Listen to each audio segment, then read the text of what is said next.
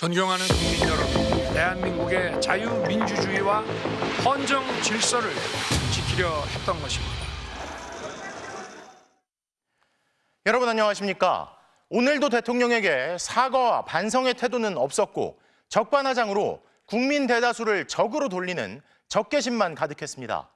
윤석열 대통령이 오늘 12.3 내란 사태와 관련해 네 번째 대국민 담화를 발표했는데요. 윤 대통령은 무려 29분의 시간을 괴물, 광란의 칼춤, 나라를 부순다는 거친 언어로 가득 채웠습니다. 게다가 법적, 정치적 책임을 지겠다던 지난 담화 내용은 어디 갔는지 마지막 순간까지 싸우겠다는 발언까지 서슴지 않았습니다. 첫 소식 구승은 기자가 보도합니다. 윤석열 대통령이 닷새 만에 또 대국민 담화를 발표했습니다.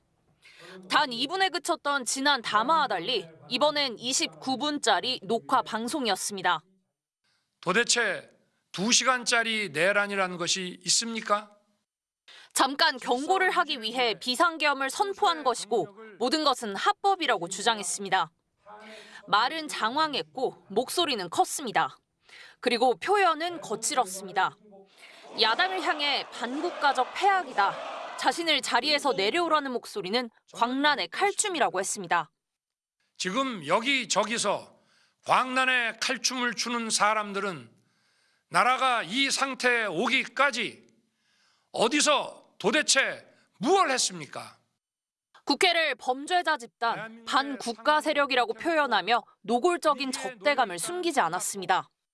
자유민주주의 헌정 질서를 파괴하는 괴물이 된 것입니다. 국정을 당에 일임한다는 2분짜리 담화와는 180도 달랐습니다.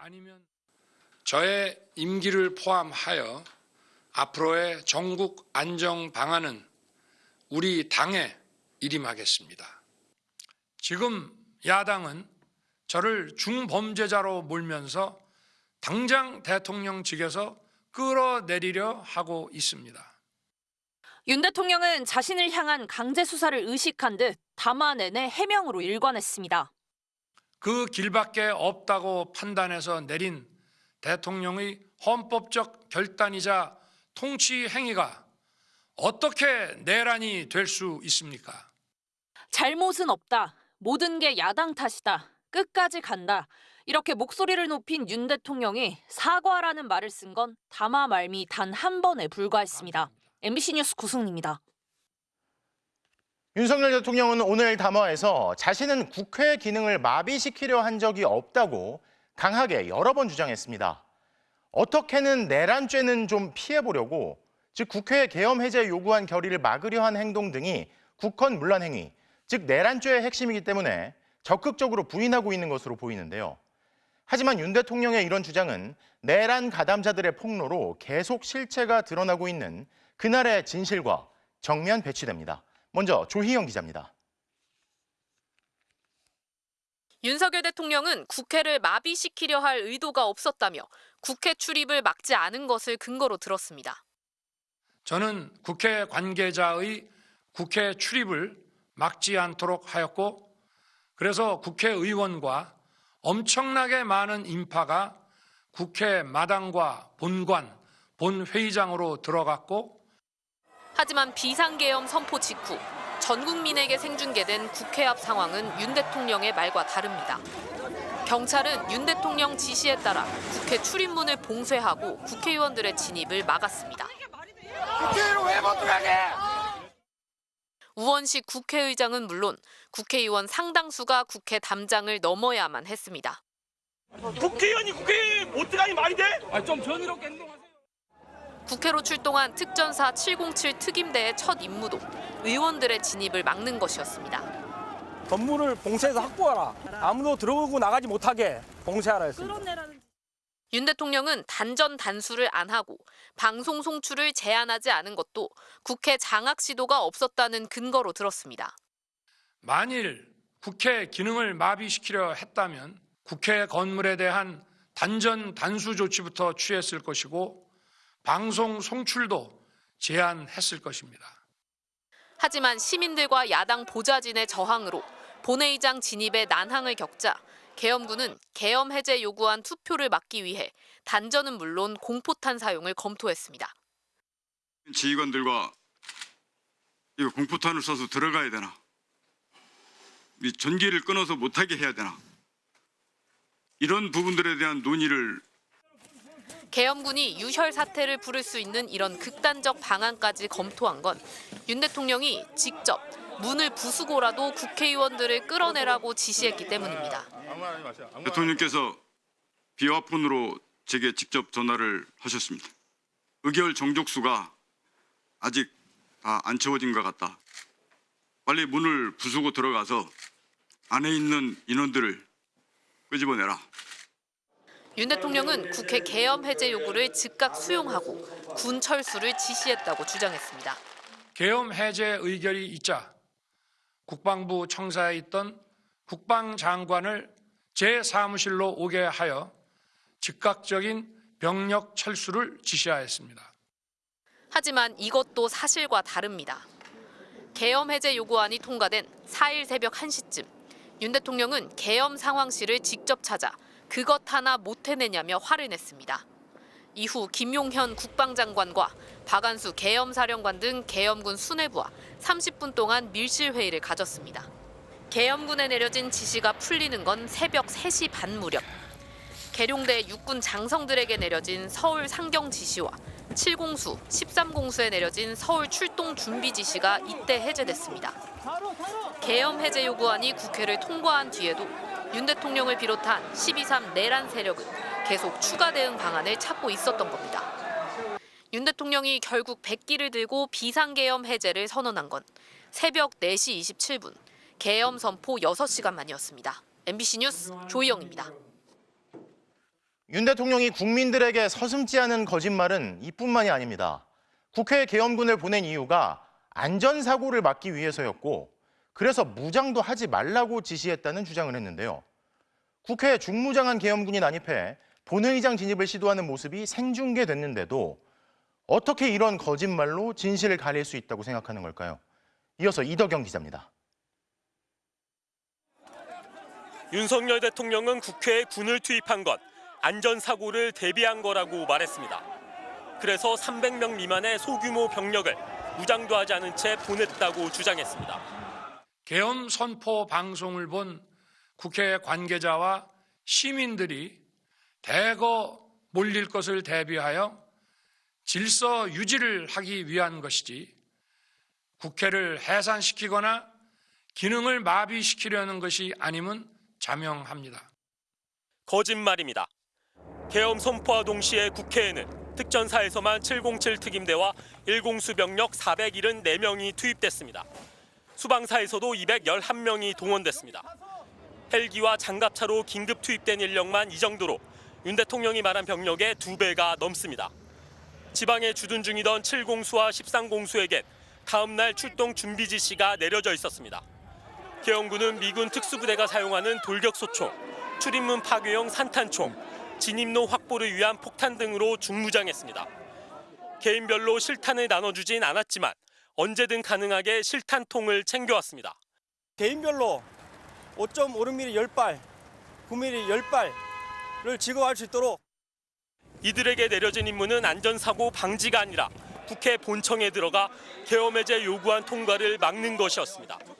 산탄총으로 쏘고 들어오고 폭탄으로 파괴하고 유혈 사태가 일어나기 직전, 그러나 그 유혈 사태 지시를 윤석열이 한 것입니다. 방첩사 요원 49명과 국방부 조사본부 요원 10명도 정치인 체포 임무를 받고 국회에 투입됐습니다. 자신에게 반대하는 정치인을 체포하란 윤석열 대통령의 지시에 따른 것이었지만 자신에게 불리한 이런 얘기는 오늘 담화에서 언급하지 않았습니다. 같이 비상 계엄 발표하는 것 봤습니다. 이번 기회에 다 잡아들여 싹 다 정리해. 윤 대통령은 2시간짜리 내란이 있을 수 있냐며 12.3 내란을 별일 아닌 것처럼 주장했습니다. 도대체 2시간짜리 내란이라는 것이 있습니까? 질서 유지를 위해 소수의 병력을 잠시 투입한 것이 폭동이란 말입니까? 하지만 12.3 내란이 2시간 만에 끝날 수 있었던 건 대통령의 선의가 아니라 두려움 속에서도 국회로 달려온 시민들과 항명죄 위협에도 부당한 지시를 거부한 양심 있는 군인들이 있었기 때문입니다. 이들이 아니었다면 윤석열 대통령의 비상계엄 선포는 2시간짜리 내란으로 끝나지 않고 민주주의를 파괴하는 독재 정권의 출발이 될 수도 있었습니다. MBC 뉴스 이덕영입니다. 그런데 지금도 군 통수권자인 윤 대통령은 자신이 직접 우리 군의 전력과 지휘 체계를 뿌리째 흔들어 놓고도 궤변과 비겁한 변명만 반복하고 있습니다. 그래 놓고도 자신은 그런 적이 없다면서 아랫사람에게 잘못을 돌리고 군인들에게만 법적 책임을 묻게 만들려 하는 것으로 보입니다. 조희명 기자가 보도합니다. 엄중한 안보 상황과 글로벌 경제 위기에서 국민의 안전과 민생을 지키는 일에 흔들림 없이 매진해 주시기 바랍니다. 지금의 엄중한 안보 상황을 촉발한 사람은 대통령 윤석열 본인이었습니다. 지난 1979년 오늘 전두환 신군부는 대한민국 민주주의를 짓밟았습니다. 그날 국가의 수호자가 되어야 할 군은 반란에 선봉해서 자국민들에게 총뿌리를 겨눴습니다. 공수부대가 서울 시내 한복판으로 진군하는 악몽 같은 장면이 2024년 45년의 시간을 거스르기라도 하듯 다시금 재현됐습니다. 민주화 이후 군은 정치에 개입하지 않겠다, 과거와 단절하겠다며 절치부심했지만 이 모두가 물거품이 됐습니다. 반란의 본거지란 오명을 쓰고 보안사령부에서 기무사, 안보지원사로 몇 번이나 부대 해체와 재편성을 거듭해야 했던 방첩사는 또다시 내란의 주축으로 지목됐고 고위급 장성들과 특전사, 정보사, 수방사 같은 우리 군 최정예 부대 지휘관들도 줄줄이 카메라 앞에 불려 나왔습니다. 이들 중 대다수는 이 사태에 가담했거나 최소한 내란을 묵인 방조했다는 혐의에서 자유롭기 어려워 보입니다. 정군이 지금 계엄에 참여했다는 거 아니에요? 정군을 이렇게 만들어서 돼요? 문당금이사 정부대가 여기에 가담이 됐는데 이걸 어떡할 거예요? 윤석열 대통령은 이런 우리 군 최정예 부대들이 압수수색을 당하게 만들었습니다. 앞으로 벌어질 지휘 공백 사태도 큰 문제지만 더 걱정인 건 장병들이 지휘관의 명령을 그대로 따라선 안 된다는 선례를 만들었다는 점입니다. 내란 지휘부는 북한의 위협이라는 거짓말로 특수부대원들을 국회에 밀어넣습니다.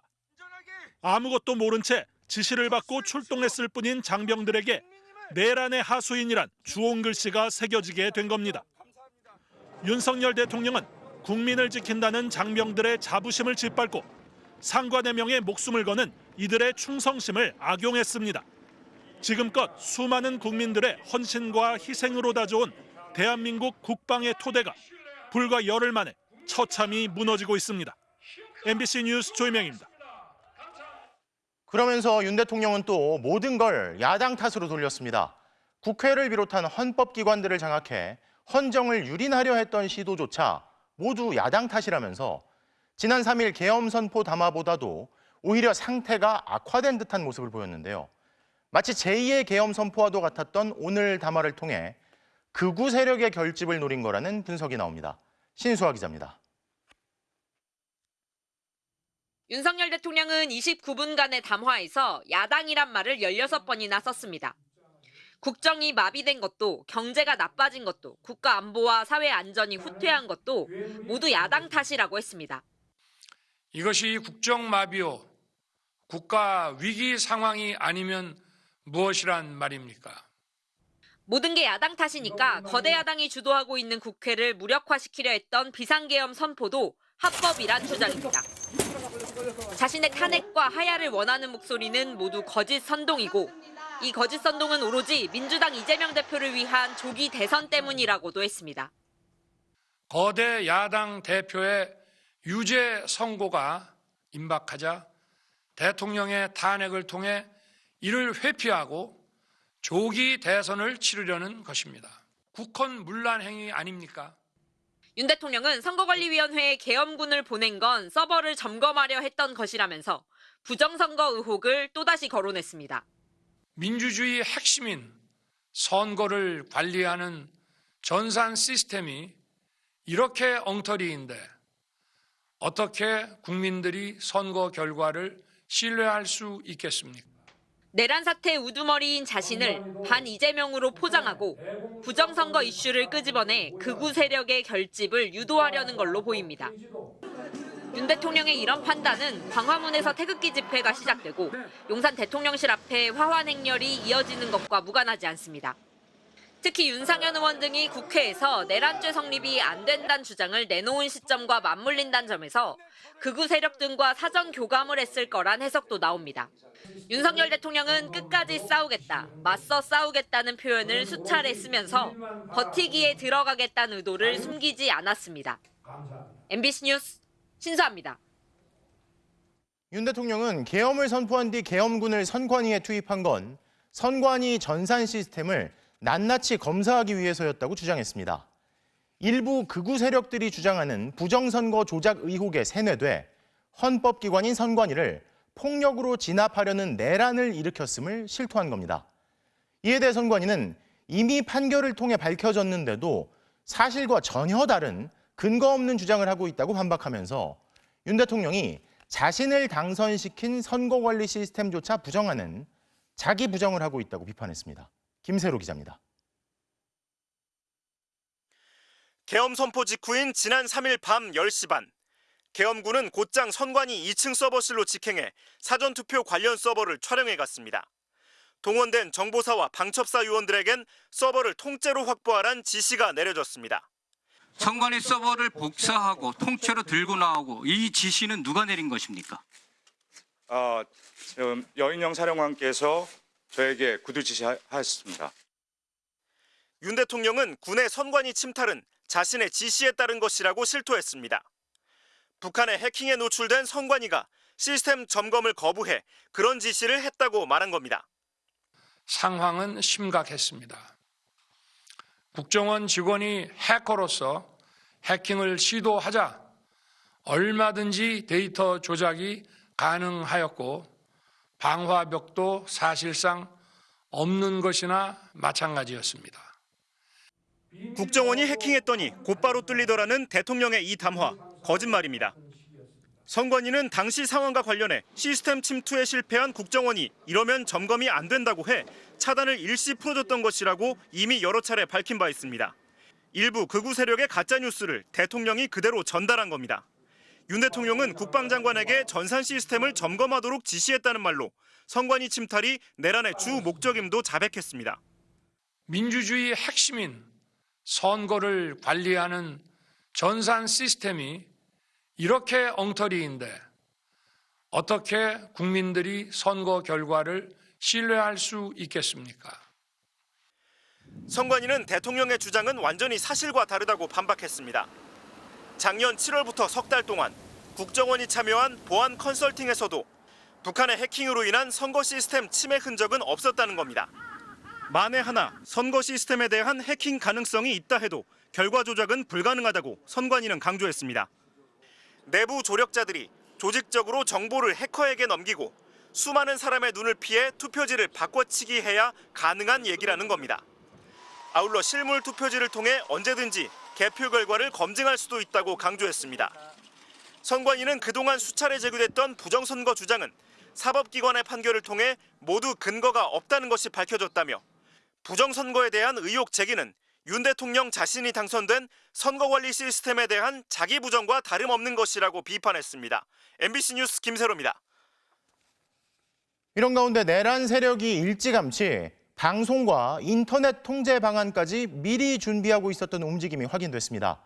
국방부가 올해 4월과 6월 전시대응 관계기관 회의에 방송통신심의위원회를 불러 회의를 한 사실이 MBC 취재 결과 확인됐는데요. 방심위는 이 자리에서 비상사태 발령 시 전시방송 특별지침에 따라 방송사의 직원을 파견하는 방안을 보고했습니다. 이지은 기자가 단독 취재했습니다.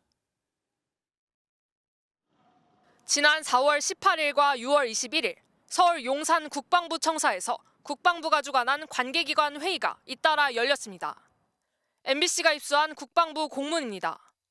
위기시와 전시 허위 정보, 유언 비어와 가짜 뉴스 등에 대응하기 위한 협조회의 개최라고 되어 있습니다. 국정원과 법무부, 행안부와 경찰청은 물론 합참과 방첩사령부 등 군부대까지 참석 대상으로 통보했습니다. 그런데 취재 결과 방송통신위원회와 함께 방송통신심의위원회가 이 회의에 참여한 것으로 확인됐습니다. 방심위는 이 자리에서 국가 위기 상황 발생 시 허위 조작 정보 대응 방안으로 특히 비상사태가 발령되면 심의 의결 절차를 간소화해 신속한 대응을 하는 게 핵심이라고 보고했습니다. 구체적으로는 전시방송 특별 지침에 따라 각 방송사의 직원을 파견하고 필요시엔 방송 계획을 심의한 뒤 방송 여부가 통보되도록 협조하겠다고 했습니다. 인터넷 통신 사업자에겐 자료 삭제와 접속 차단도 요청하겠다고 설명했습니다. 국방부가 올해 상반기부터 비상사태, 즉 비상계엄 발령을 염두에 두고 방송 통제를 추진한 게 아니냐는 의혹이 나오는 이유입니다. 언론과 온라인을 통제하는 것은 군의 역할이 아닙니다. 두 차례나 주최한 국가 비상사태 발생 관련 회의는 명백하게 비상계엄을 사전에 준비한 것으로 보입니다. 방심위가 최근 10년간 국방부 주최 회의에 간 건 단 3차례. 그마저도 한 번은 2021년 10월 코로나19 가짜뉴스 심의 절차를 논의하기 위한 것이었습니다. 계엄사령부의 포고령 제1호엔 가짜뉴스, 여론조작 허위 선동을 금하고 모든 언론과 출판은 계엄사 통제를 받는다는 내용이 담겼고 윤석열 대통령은 계엄군 장악 대상으로 MBC 등 언론기관이 적힌 문서를 경찰청장에게 건넨 것으로 조사됐습니다. 국방부와 방심위는 이에 대해 우크라이나 전쟁 이후 윤 대통령이 올해 초부터 가짜뉴스 대응 필요성을 강조해 연 것으로 계엄과는 상관없다고 밝혔습니다. MBC 뉴스 이지은입니다. 국회 앞에서는 오늘도 대통령 탄핵을 촉구하는 집회가 이어지고 있습니다. 현장에 나가 있는 취재기자 연결합니다. 류현준 기자, 시민들이 많이 모여 있나요? 네, 이곳 국회 앞 집회는 저녁 6시부터 시작됐습니다. 탄핵안 표결이 무산된 이후 평일에도 나흘째 집회가 이어지고 있는데요. 추운 날씨에도 국회 일사당 앞 차로는 참가자들로 점차 채워지고 있습니다. 탄핵을 촉구하는 시민들의 목소리는 갈수록 커지는데요. 집회는 학생부터 노인까지 다양한 연령대의 시민들이 참여하고 있습니다. 특히 윤석열 대통령 퇴진 집회의 상징이 됐죠. 형형색색의 응원봉을 손에 든 2030 여성들의 모습을 오늘도 많이 볼 수 있었는데요. 집회에 처음 왔다는 시민과 매일같이 참여하고 있다는 시민이 한 목소리로 대통령 즉각 탄핵을 외치고 있습니다. 특히 오늘 윤석열 대통령의 담화가 시민들 분노에 기름을 부은 셈이 됐는데요. 참가자들은 현실 인식이 결여된 대통령의 담화가 충격적이라는 반응을 쏟아냈습니다. 그리고 오늘 이 자리에도 아직도 망상 속에 있는 거 아닌가라는 생각까지 들 정도여서 좀 이렇게 시민이 뭉쳐서 또 목소리를 내야겠다. 나와야 되겠더라고요. 가만히 있으면 안 될 것 같아요.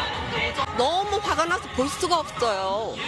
무리 지어서 다니거나 해야 되지 않겠냐를 걱정해 주시는데 저는 사실 또래 다른 분들이 먼저 나서서 움직여 주신 거 보고 따라 나오게 됐거든요.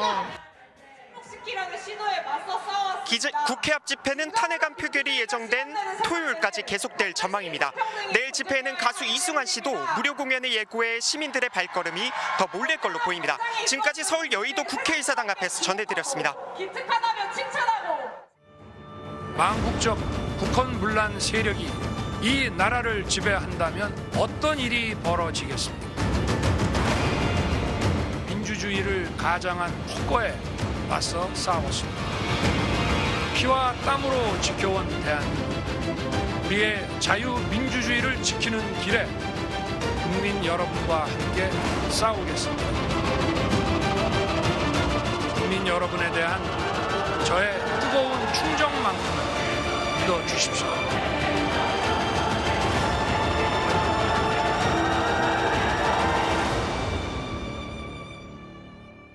윤석열 대통령은 대국민 담화에서 통치 행위는 사법심사 대상이 아니라며 비상계엄도 문제가 없다는 논리를 폈습니다.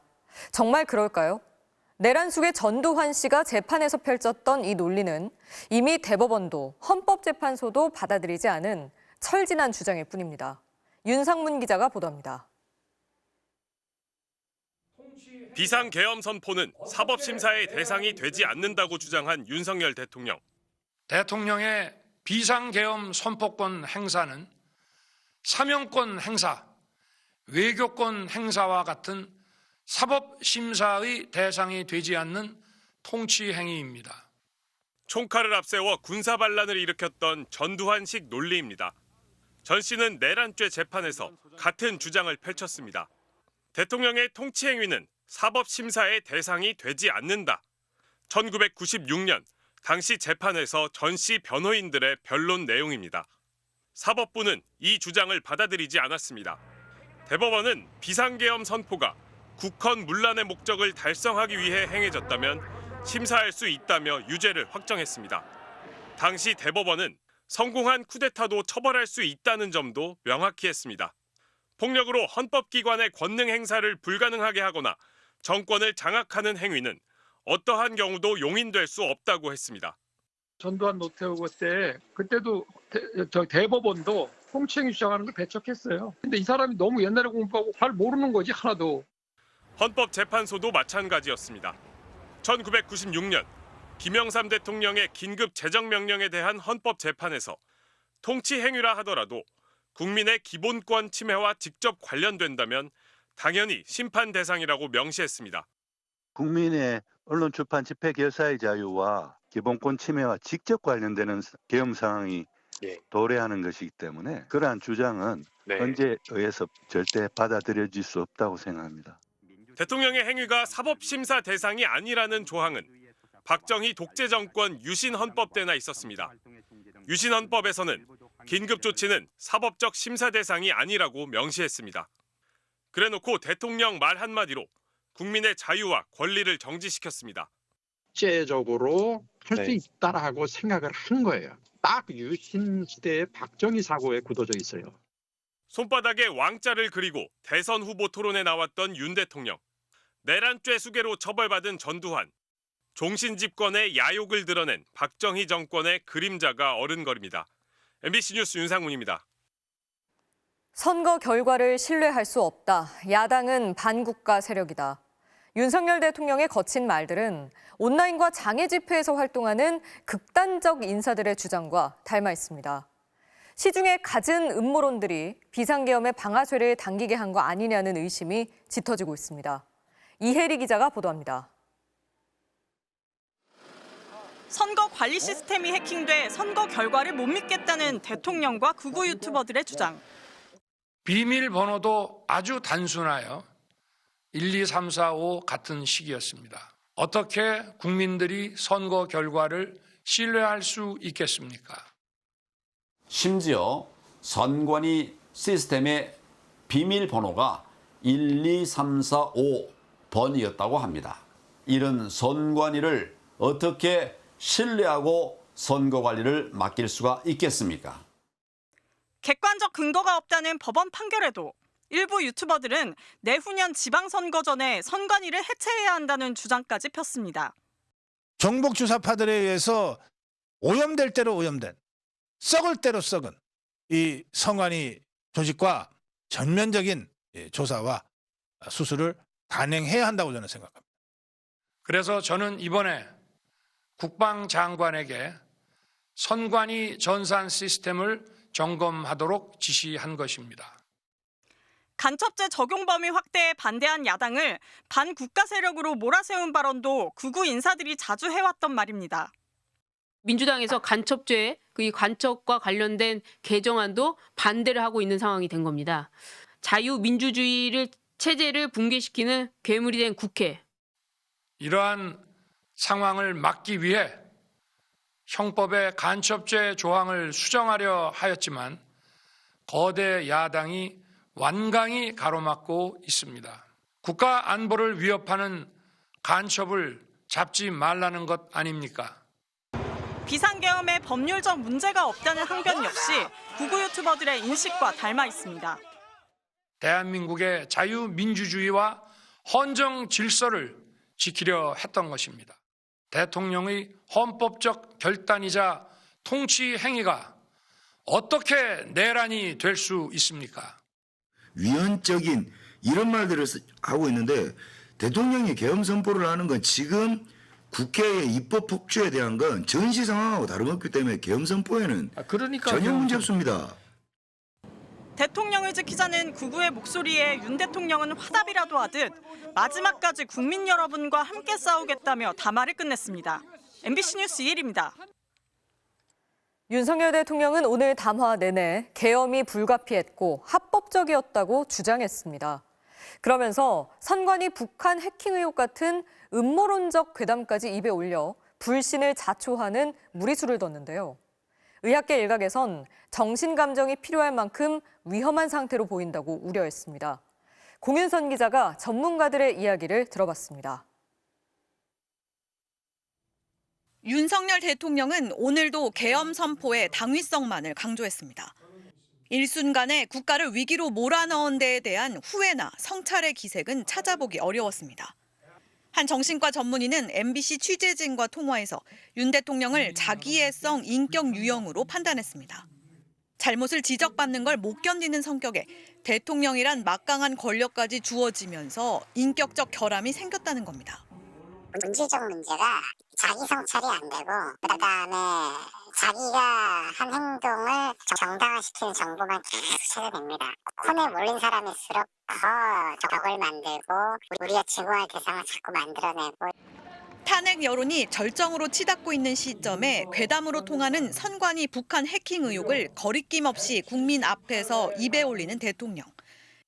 담화문도 기본적으로 자기 할 말 못할 말도 좀 구분이 잘 안 되는 데다가 변명이라고 했는데 그게 오히려 더 문제되는데 정상적 판단이 쉽지가 않을 거다. 다른 정신과 전문의는 국민에 대한 공감 능력을 상실하고 현실을 왜곡해 자기 멋대로 판단하면서 대화조차 불가능한 상태가 망상이라며 그런 차원에서 정신 감정을 받아야 하는 수준이라고 전했습니다. 또 대면 진찰을 하지 못해 정확히 언급할 수는 없지만 대통령이 말했다곤 믿기 어려울 정도로 팩트가 부실한데 이런 상태로 무슨 잘못된 결정을 할지 상당히 우려된다고도 덧붙였습니다. 정신과 전문의 510명은 윤 대통령의 계엄 선포로 국민들 역시 큰 심리적 충격을 받았을 것이라며 헌법에 의한 퇴진, 즉 탄핵만이 국민적 트라우마를 치유할 수 있다는 시국 선언문을 발표했습니다. MBC 뉴스 공윤선입니다. 오늘 윤석열 대통령 담화에 가장 분노한 사람들 중 하나는 바로 평생 헌법을 연구한 헌법 전문가들이었습니다. 국민에 대해 전쟁을 선포한 것이다. 외계인 같은 말이다. 이런 말까지 나왔는데요. 이준희 기자가 취재했습니다. 대한민국 1호 헌법연구관을 지낸 이석연 전 법제처장은 대통령 담화가 국민에 대한 전쟁 선포라고 했습니다. 국열 지지자들을 상대로 그걸 등에 업고 국민 전체 국민 90%에 해당하는 국민을 상대로 선포한 전쟁이다. 자유민주주의였는데 자유민주주의 지키기 위해서 자유민주주의를 파괴해도 됩니까? 2시간짜리 내란이 있느냐는 윤 대통령 주장은 이렇게 반박했습니다. 단 10분이라도 내란 행위에 착수했으면 그건 실행의 착수기 때문에 그건 이제 내란죄가 성립이 되는 거예요. 또 내란죄라는 것은 실행에 착수 않고 예비 음모 단계에서도 처벌하게끔 되어 있어요. 검사 출신 대통령이 법을 너무 모른다고도 했습니다. 어떻게 대통령 자리까지 올랐는가, 검찰총장까지 하고 헌법 조문을 제대로 한 번이라도 읽어봤으면 이런 말 안 나와요. 헌법학자들은 윤 대통령의 현실 인식이 너무 위험해 보인다고 했습니다. 지금 우리나라의 헌정 상황이나 국민들의 생각과는 완전히 동떨어진 외계인 같은 발언입니다. 그래서 지금 조금이라도 대통령의 직무를 수행하고 있다는 것이 굉장히 위험한 상황이다. 의도가 있어 보인다는 지적도 나왔습니다. 아직까지도 대통령은 나다. 법적으로는 나다. 그런 측면에서 어떤 수사의 가이드라인을 제시하려는 의도도 있어 보이고요. 민주사회를 위한 변호사 모임은 국민을 우롱하는 궤변이라며 언제 다시 제2의 내란을 획책할지 아무도 장담할 수 없게 됐다고 했습니다. 또 형사법학자 133명은 시국선언을 통해 현재 드러난 사실관계만으로도 윤 대통령 등 관련자들의 내란죄는 넉넉히 인정될 수 있다며 구속수사가 불가피하다고 했습니다. MBC 뉴스 이준희입니다.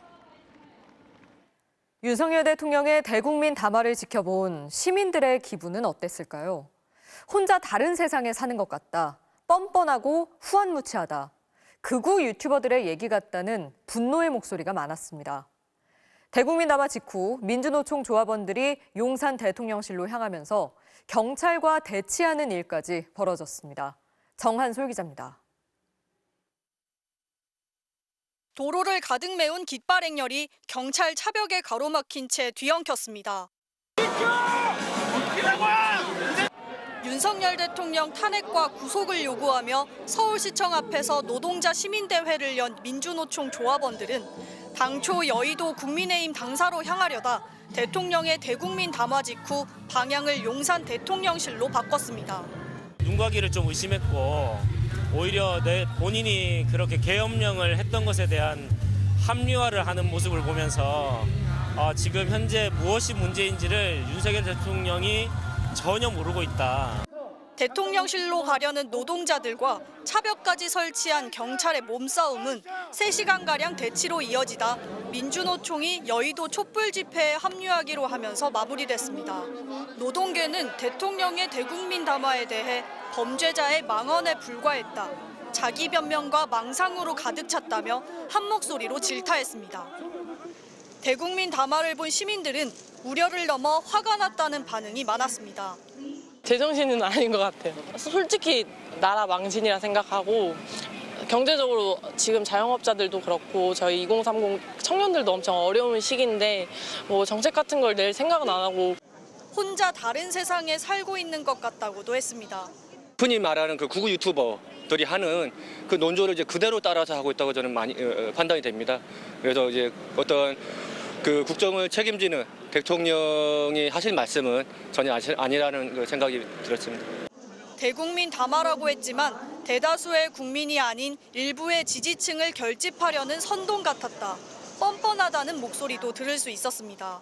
국민한테 하는 담화가 아니라 자기가 듣고 싶어하는 그 극우한테 행동 지침서를 좀 내려주는 것 같은 그런 느낌이었어요. 보다가 정말 육두문자가 나올 뻔한. 그건 당당한 게 아니고 뻔뻔한 태도라고 생각을 하고요. 정말 후안무치라는 말이 절로 떠오르는. 대통령은 마지막 순간까지 국민 여러분과 함께 싸우겠다고 했지만 시민들은 대통령이 물러나야 한다며 오늘도 국회 앞을 향하고 있습니다. MBC 뉴스 정한솔입니다. 저는 국방장관에게 소수의 병력만 투입하고 실무장은 하지 말고 빨리 문을 부수고 들어가서 안에 있는 인원들을 끄집어내라 라고 말씀을 하셨습니다. 국회를 해산시키거나 기능을 마비시키려는 것이 아님은 자명합니다. 비원 벙커 안에 구금할 수 있는 시설이 있는지 확인하라고 지시를 했고 다음 표결 때 우리 당 의원들이 회의장에 출석해서 소신과 양심에 따라 표결에 참여해야 합니다. 윤석열 체포하라!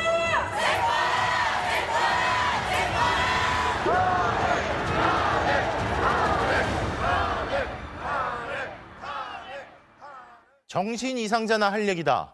중대범죄 피의자의 변론이다. 윤석열 대통령의 담화 녹화 영상이 공개된 직후부터 야권에선 하루 종일 강한 비판이 쏟아졌습니다. 오전 시간 말을 아끼던 더불어민주당 이재명 대표도 많은 국민들을 참담하게 만든 담화라는 입장을 밝혔습니다. 정상빈 기자가 보도합니다. 비상계엄 선포 이후로 야당의 폭주를 또다시 들고 나온 윤석열 대통령의 담화 직후 더불어민주당 이재명 대표는 일단 말을 아꼈습니다. 네, 보긴 했는데 좀 이따가 저희가 회의를 하고 말씀을 드리겠습니다. 잠시 뒤 의견을 정리한 듯 국민을 참담하게 만들었다며 작심 비판을 쏟아냈습니다. 대통령에 대한 탄핵, 직무정지는 정쟁이 아니라 국가와 국민의 생명 안전을 위해서 반드시 필요하다는 것을 본인이 직접 증명한 것입니다. 윤 대통령이 탄핵을 염두에 두고 극우의 소유를 선동하고 관련자들에게 증거를 인멸하라고 공개 지령을 내렸다며 소속 의원 전원 명의로 윤 대통령을 즉각 구속하라는 결의문도 발표했습니다. 29분 내내 야당을 반국가적 패악을 일삼는 국헌문란 세력으로 몰아세운 담화를 두고 야권의 어조도 그 어느 때보다 날이 섰습니다. 소위 아스팔트 극우 중국, 북한과 연계된 부정선거론에 심취해 있는 그 사람들을 선동하는 겁니다. 극단적 망상에 사로잡힌 정신 이상자나 할 법한 얘기. 중대범죄 피의자의 자기 변론이자 망상장애와 편집증이 심한 이의 헛소리. 통제 불능의 상태에 있는 광인의 대통령은 반성이 하나도 없는 확신범이라는 거친 비판들이 이어졌습니다. 야권은 더 이상 군 통수권 등 국정 운영을 윤 대통령에게 맡길 수 없다며 하루빨리 집권을 정지시켜야 한다는 데 뜻을 모았습니다. 미친 운전사에게 운전대를 1초라도 빠르게 빼앗아야 합니다. 끝까지 현 사태의 책임을 야당에게 돌린 윤 대통령의 담화는 여론을 급 반전시키기는커녕 야권의 탄핵 불길에 기름을 부은 셈이랬습니다. 윤 대통령은 담화에서 탄핵에 당당히 맞서겠다고 선언했는데 이 담화로 인해 탄핵 소추안 의결 가능성은 더 높아진 것으로 보입니다. MBC 뉴스 정상빈입니다. 윤석열 대통령에 대한 탄핵 소추안 두 번째 표결을 이틀 앞두고 정치권은 그 어느 때보다 긴박하게 돌아갔습니다. 국민의힘 한동훈 대표와 윤 대통령은 연달아 예정이 없던 깜짝 발표를 내놓았고 여당 내 이탈 움직임도 계속 이어졌습니다. 야당은 예정됐던 특검법과 탄핵 소추안 처리 스케줄을 이행하며 공세를 이어갔습니다. 오늘 정치권의 숨가빴던 하루, 조재영 기자가 먼저 정리했습니다. 아침 9시 25분쯤 대통령실 출입 기자들에게 5분 뒤 윤석열 대통령이 영상으로 대국민 담화를 발표한다는 긴급 공지가 전달됐습니다. 그런데 같은 시각 서울 여의도 국회에선 국민의힘 한동훈 대표가 긴급 발표를 하겠다며 먼저 취재진 앞에 섰습니다. 대통령이 조기 퇴진 의사가 없음이 확인된 이상 즉각적인 직무 정지가 필요합니다. 기자들은 탄핵에 찬성하냐고 물었습니다. 그렇습니다. 그것 외에 다른 방법은 없습니다. 한 대표의 기자회견이 채 끝나기도 전에 녹화돼 있던 윤 대통령의 29분 담화가 전파를 타기 시작했습니다. 야당을 향해 거친 분노의 언어를 쏟아내며 비상계엄은 정당했다고 항변했습니다. 질서 유지를 위해 소수의 병력을 잠시 투입한 것이 폭동이란 말입니까? 사태 수습을 위해 어색한 공조를 폈던 윤 대통령과 한 대표가 다시 정면 충돌하며 여당은 극심한 혼란으로 빠져들었습니다. 사실상 내란을 자백하는 취지의 내용이었습니다. 탄핵 소추안 표결을 지휘할 원내 사령탑으로는 핵심 친윤 권성동 의원을 내세웠고 권 신임 원내대표의 취임 일성은 여전히 당론은 탄핵 반대라는 것이었습니다. 현재로서는 탄핵 반대가 당론이고 3분의 2 이상이 찬성을 해야 당론을 변경할 수 있습니다. 이에 맞서기라도 하듯 친한계 지도부가 잇따라 탄핵 찬성 공개 입장을 밝히면서 여당 내 이탈표는 7표까지 늘었습니다. 국회는 더불어민주당 등 야권이 주도한 내란 특검법과 김건희 여사 특검법, 비상계엄 사태의 책임을 묻기 위한 박성재 법무장관과 조지호 경찰청장의 탄핵 소추안을 차례로 의결했습니다. 모두 국민의힘은 당론으로 반대했지만 많게는 10표 이상 이탈표가 나왔습니다. 14일 윤 대통령의 2차 탄핵 소추안 표결은 이제 이틀 앞으로 다가왔습니다. MBC 뉴스 조재영입니다. 국민의힘 한동훈 대표는 윤 대통령의 담화 직전 대통령 탄핵이 필요하다, 당론으로 탄핵에 동참해야 한다는 입장을 전격 발표했고 대통령 담화에 대해서는 사실상 내란을 자백하는 취지였다고 평가했습니다. 그러면서 당내 친윤계의 반발에도 친한계의 탄핵 찬성 선언이 이어졌고 이로써 공개 이탈표는 7표까지 늘어났습니다. 탄핵 가결에 필요한 8표까지 1표 남은 셈입니다. 김민영 기자의 보도입니다. 윤석열 대통령의 질서 있는 조기 퇴진을 공식화한 뒤 말을 아껴오던 국민의힘 한동훈 대표가 기자회견을 자청했습니다. 한 대표는 윤 대통령의 탄핵에 찬성한다는 입장을 천명했습니다. 지금 탄핵으로 대통령의 직무집행을 정지시키는 것이 지금으로서는 유일한 방법이다. 전 국방장관 구속영장에 대한민국 대통령이 내란죄의 주도적 공범으로 적시된 점을 그 이유로 들었습니다. 혼란이 덜한 질서 있는 조기 퇴진 방안을 찾으려 했지만 역부족이었다며 윤 대통령이 조기 퇴진 의사가 없다는 게 확인돼 즉각적인 직무정지가 필요하다고 못 박았습니다. 윤 대통령이 약속을 어겼다고도 했습니다. 한 대표는 비상계엄을 정당화하려는 윤 대통령의 담화를 두고 거듭 날을 세웠고 친윤계 의원들과 거친 설전도 벌였습니다. 당론으로서 탄핵을 찬성하자는 제안을 드립니다.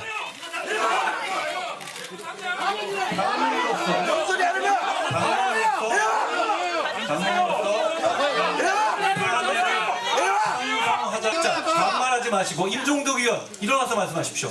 못 일어날 것 같아? 말씀하세요. 친한계 지도부는 잇따라 탄핵 찬성 이탈표 행렬에 합류했습니다. 한지아 수석대변인과 진종호 최고위원이 대통령 거취는 국민이 선택하는 거고 당도 따라야 한다. 국민의 반환은 부역자의 길을 걷지 않겠다고 나선 겁니다. 이번 주 토요일 국회에서 진행될 탄핵 표결에서 찬성표를 던지려고 합니다. 이로써 여당 이탈표는 최소 7표로 늘었습니다. 이미 탄핵 찬성을 선언한 의원들은 윤 대통령의 담화도 강하게 비판했습니다. 윤석열 그분 이야기는 하지 마세요. 이제 윤석열 씨라고 하겠습니다. 납득할 수 없는 배변이었다. 일말의 양심이 있다면 즉각 대통령이 물러나야 한다는 반발이 이어졌습니다. MBC 뉴스 김민영입니다. 앞서 보신 대로 당대표가 직접 탄핵 찬성을 당론으로 정하자고 선언했고 공개 이탈표도 속속 늘어났지만 정작 국민의힘은 탄핵 소추안 표결을 진두지휘할 여당의 원내사령탑으로 이른바 윤핵관 권성동 의원을 선출했습니다. 새 원내대표 선출과 함께 친윤계가 일제히 윤 대통령을 엄호하는 동시에 한동훈 대표를 압박하고 나서면서 이틀 앞으로 다가온 탄핵 표결을 앞두고 여당 내 혼란은 더 심해지는 모양새입니다. 이문현 기자입니다. 국민의힘 한동훈 대표가 전격적으로 윤석열 대통령의 탄핵 찬성을 선언하고 윤 대통령의 녹화 담화까지 생중계되면서 여당 국민의힘의 새 원내대표 선거는 극심한 혼란 속에 치러졌습니다. 왜 원내대표 선거 앞두고 당대표도 하고 뭐 대통령도 하고 뭔 내용인지 모르겠고. 친윤 핵심, 원조 윤핵관 등 윤 대통령과의 관계만으로 여러 별명을 가진 오선 중진 권성동 의원은 개파색이 옅은 비윤계 사선 김태호 의원을 72대 34로 여유 있게 따돌렸습니다. 이제 정말 우리는 하나가 되어야 됩니다. 서로의 의견을 끝까지 듣는 그런 힘과 아량을 가져야 됩니다. 윤석열 정부 출범 직후 첫 원내대표를 맡았던 권 의원은 2년 3개월 만에 탄핵 정국을 풀어갈 여당 원내사령탑을 다시 맡게 됐습니다. 과거에 이준석 대 윤석열, 이번엔 한동훈 대 윤석열, 여당 대표와 윤 대통령이 충돌하는 국면마다 친윤 핵심으로 등판한 셈입니다. 현재로서는 탄핵 반대가 당론이고 탄핵 반대 당론을 수정할 것인가, 본회의장에 들어가서 투표를 할 것인가. 권신임 원내대표는 현재 정해진 당론은 탄핵 반대라며 의원총회를 거쳐 당론을 바꿀지 논의하겠다고만 말했습니다. 친윤계와 당 중진은 윤 대통령을 옹호하는 발언을 계속 이어갔습니다. 나 혼자 살자고 대통령부터 먼저 버리는 것은 배신의 정치. 이재명 대표에게 정권을 헌납하겠다는 거 아닙니까? 국민의힘에서 탄핵 반대 당론을 바꾸려면 소속 의원 3분의 2의 동의가 필요합니다. 친윤 맏형이 여유 있는 표차로 원내사령탑에 등극한 상황에서 과연 당론이 바뀔지, 당론이 유지된다면 이탈표는 얼마나 나올지 여당 내 혼란은 잦아들기는커녕 오히려 더 극심해지는 모양새입니다. MBC 뉴스 이문현입니다. 윤 대통령의 담화 이후 더 긴박하게 돌아간 여당 분위기를 정치팀 나세용 기자와 자세히 살펴보겠습니다. 나 기자. 네. 국민의힘은 여전히 이런 분위기에서도 윤 대통령 탄핵에 반대하는 건가요? 네, 당론은 아직 탄핵 반대에서 바뀌지 않았습니다. 그런데 108명 모두, 소속 의원 108명 모두 반대 당론을 지킬 가능성은 높지 않아 보입니다. 일단 오늘 국민의힘 새 원내대표로 친윤석열계의 핵심인 5선의 권성동 의원이 선출됐습니다. 스스로 정권을 창출한 사람으로서 결자 해지 차원에서 수습에 나섰다고 말할 정도로 윤 대통령과 가깝습니다. 권 의원은 국민의힘 의원 106명이 참여한 투표에서 72표를 얻었고 상대인 김태우 의원은 34표에 그쳤습니다. 한동훈 대표가 권성동만은 안 된다는 이런 의사를 분명히 했는데도 가볍게 승리한 겁니다. 여전히 친윤계 당내 장악력이 높다고도 볼 수 있지만 금방 균열이 드러났습니다. 오늘 국회를 통과한 박성재 법무장관, 조지호 경찰청장 탄핵안에도 국민의힘 당론은 반대였습니다. 조 청장 탄핵안은 찬성 202명, 반대 88명으로 가결됐는데 많게는 11표가 당론을 어기고 이탈한 거고 기권과 무효표 5표를 포함하면 이탈표는 더 늘어납니다. 이미 친한계와 소장파를 중심으로 조경태, 안철수, 김상욱, 김예지, 김재섭, 진종호, 한지아 7명이 탄핵 찬성 입장을 밝혔죠. 탄핵 가결에 필요한 8표까지는 딱 1표 남았습니다. 그제 윤 대통령을 직접 겨눈 내란 상설특검 표결 때도 국민의힘 의원 36명이 자신의 이름이 드러나는데도 찬성 또는 기권표를 던졌거든요. 대통령 탄핵안은 국회법에 따라 누가 찬성했는지 모르는 이 비공개 무기명 투표로 진행됩니다. 국민의힘의 탄핵 방어선은 표결에 참여한다면 사실상 무너질 것으로 보입니다. 계속 지금 같은 상태에서 대통령 편만 들기는 어렵겠죠. 근데 궁금한 게 네. 지난번처럼 이번에도 자율투표 안 한다 뭐 이런 입장이 나왔나요? 사실 오늘 기자들 질문이 거기에 집중됐는데 권성동 새 원내대표 찬성 반대 여부 그리고 표결에 참여할지 여부 모두 의원총회에서 결정하겠다 이렇게만 밝혔습니다. 네. 아직 의총 입장을 잡지 않았거든요. 하지만 당내 반발 그리고 국민들의 따가운 여론을 생각할 때 지난번처럼 의원총회를 이유로 단체로 불참하는 거 쉽지 않을 것 같습니다. 그리고 아까 표를 세보니 탄핵안 가결 가능성이 높아지고 있는 건데 만약에 탄핵 소추 이루어지면 그 이후에 여당 어떻게 될지 궁금합니다. 뭐 친한계와 친윤계 오늘도 극심하게 대립했잖아요. 한동훈 대표 체제 어떻게 될까요? 보셨지만 공개적으로 충돌했습니다. 의원총회에서 친윤계 의원들이 한동훈 대표에게 반말로 고함을 치고 사퇴하라 요구하기도 했는데요. 아까 강성규 의원 그렇더라고요. 그렇습니다. 양측의 갈등 쉽게 봉합되지 않을 것 같고 골이 더 깊어질 것으로 보입니다. 오늘 당장 밤 10시에 한동훈 대표가 심야윤리위원회를 소집해서 윤 대통령의 출당이나 제명을 논의하겠다고 해서 전운이 감돌고 있습니다. 아까 영상에서 보셨듯이 경거망동하고 있다, 배신의 정치다 이런 강한 성토가 나왔거든요. 친한계, 친윤계 모두 사실은 윤 대통령의 탄핵 이유를 생각하고 있기 때문입니다. 친윤계는 사실상 탄핵 저지는 어렵다고 보고 탄핵의 책임을 한동훈 대표에게 넘기면서 사퇴를 요구할 것으로 보이고요. 탄핵 재판으로 시간을 버는 사이에 친윤 차기 주자를 육성하겠다는 이런 내심도 읽힙니다. 친윤 중진인 권성동, 이철규, 나경원 의원. 사실 과거 박근혜 전 대통령 탄핵 때 동참했었잖아요. 보수 진영 내부의 화살이 유승민, 김무성 전 의원 이 두 명에게 집중되면서 다시 살아날 수 있었습니다. 다만 명분은 한동훈 대표에게 있다고 볼 수 있는데요. 보수 언론인 윤여준 전 장관, 오늘 한동훈 대표가 입장이 오락가락하고 정치적으로 미숙하다 이렇게 꼬집으면서도 지금 상황에서 한 대표를 축출하면 국민들이 과연 납득할 것이냐, 당이 공중분해될 수도 있다 이렇게 지적했습니다. 오늘 여권 내 유력 대권 주자로 꼽히죠. 오세훈 서울시장이 탄핵 찬성으로 입장을 바꾼 것도 주목할 부분인데요. 정치권에서는 이 한 대표가 탄핵의 명분을 취하고 여권 내 일종의 탄핵 연대를 꾸린다면 추후에 기회의 문이 열릴 수도 있다 이렇게 평가합니다. 심야윤리가 오늘 열린다는 건데 참 내란 사태 일어난 지 열흘이 다 돼가는데 아직도 윤석열 대통령은 국민의힘 당원이군요. 나세훈 기자 잘 들었습니다. 자, 그럼 오랜 침묵을 깬 대통령실로 가보겠습니다. 심각한 우려에도 불구하고 윤 대통령은 권한 행사를 계속하고 있는데요. 자, 홍익표 기자. 관저에 머무르다가 닷새 만에야 청사에 나온 윤 대통령이 오늘 담화 발표했잖아요. 지금도 청사에 머무르고 있습니까? 그렇진 않습니다. 윤 대통령은 오늘 아침 8시 20분쯤 용산 대통령실 청사로 출근했다가 30여 분 만에 다시 차량을 타고 나가는 모습이 취재진에게 포착됐는데요. 담화 영상을 녹화한 뒤 한남동 관저에 복귀해서 전국 상황을 주시하는 것으로 보입니다. 두 번째 탄핵 소추안 표결을 이틀 앞둔 가운데 윤 대통령은 오늘도 법률안 제가 같은 대통령 권한을 행사하고 있는데요. 지난 10일 국무회의를 통과한 법률안 21건과 시행령안 21건에 서명한 겁니다. 앞서 류혁 법무부 감찰관의 면직을 어제 제가하는 등 인사권도 행사하고 있는데요. 당과 정부가 국정 운영을 책임지겠다는 지난 담화에서의 발언이 무색하게 적극적으로 국정 운영에 나서고 있는 겁니다. 이런 대통령의 의지는 오늘 담화문에서도 읽히는데요. 담화 말미에 국민의 안전과 민생을 지키는 데 매진해달라고 공직자들에게 당부하는 대목입니다. 이에 대해 최대 규모의 단일 공무원 노동조합인 전국 공무원 노동조합은 탄핵이 답임을 다시 확인했다는 반응을 보였습니다. 윤 대통령이 이번 담화를 통해 조기 퇴진이나 하야는 없다고 재확인한 만큼 대통령실의 추가적인 설명도 따로 없었는데요.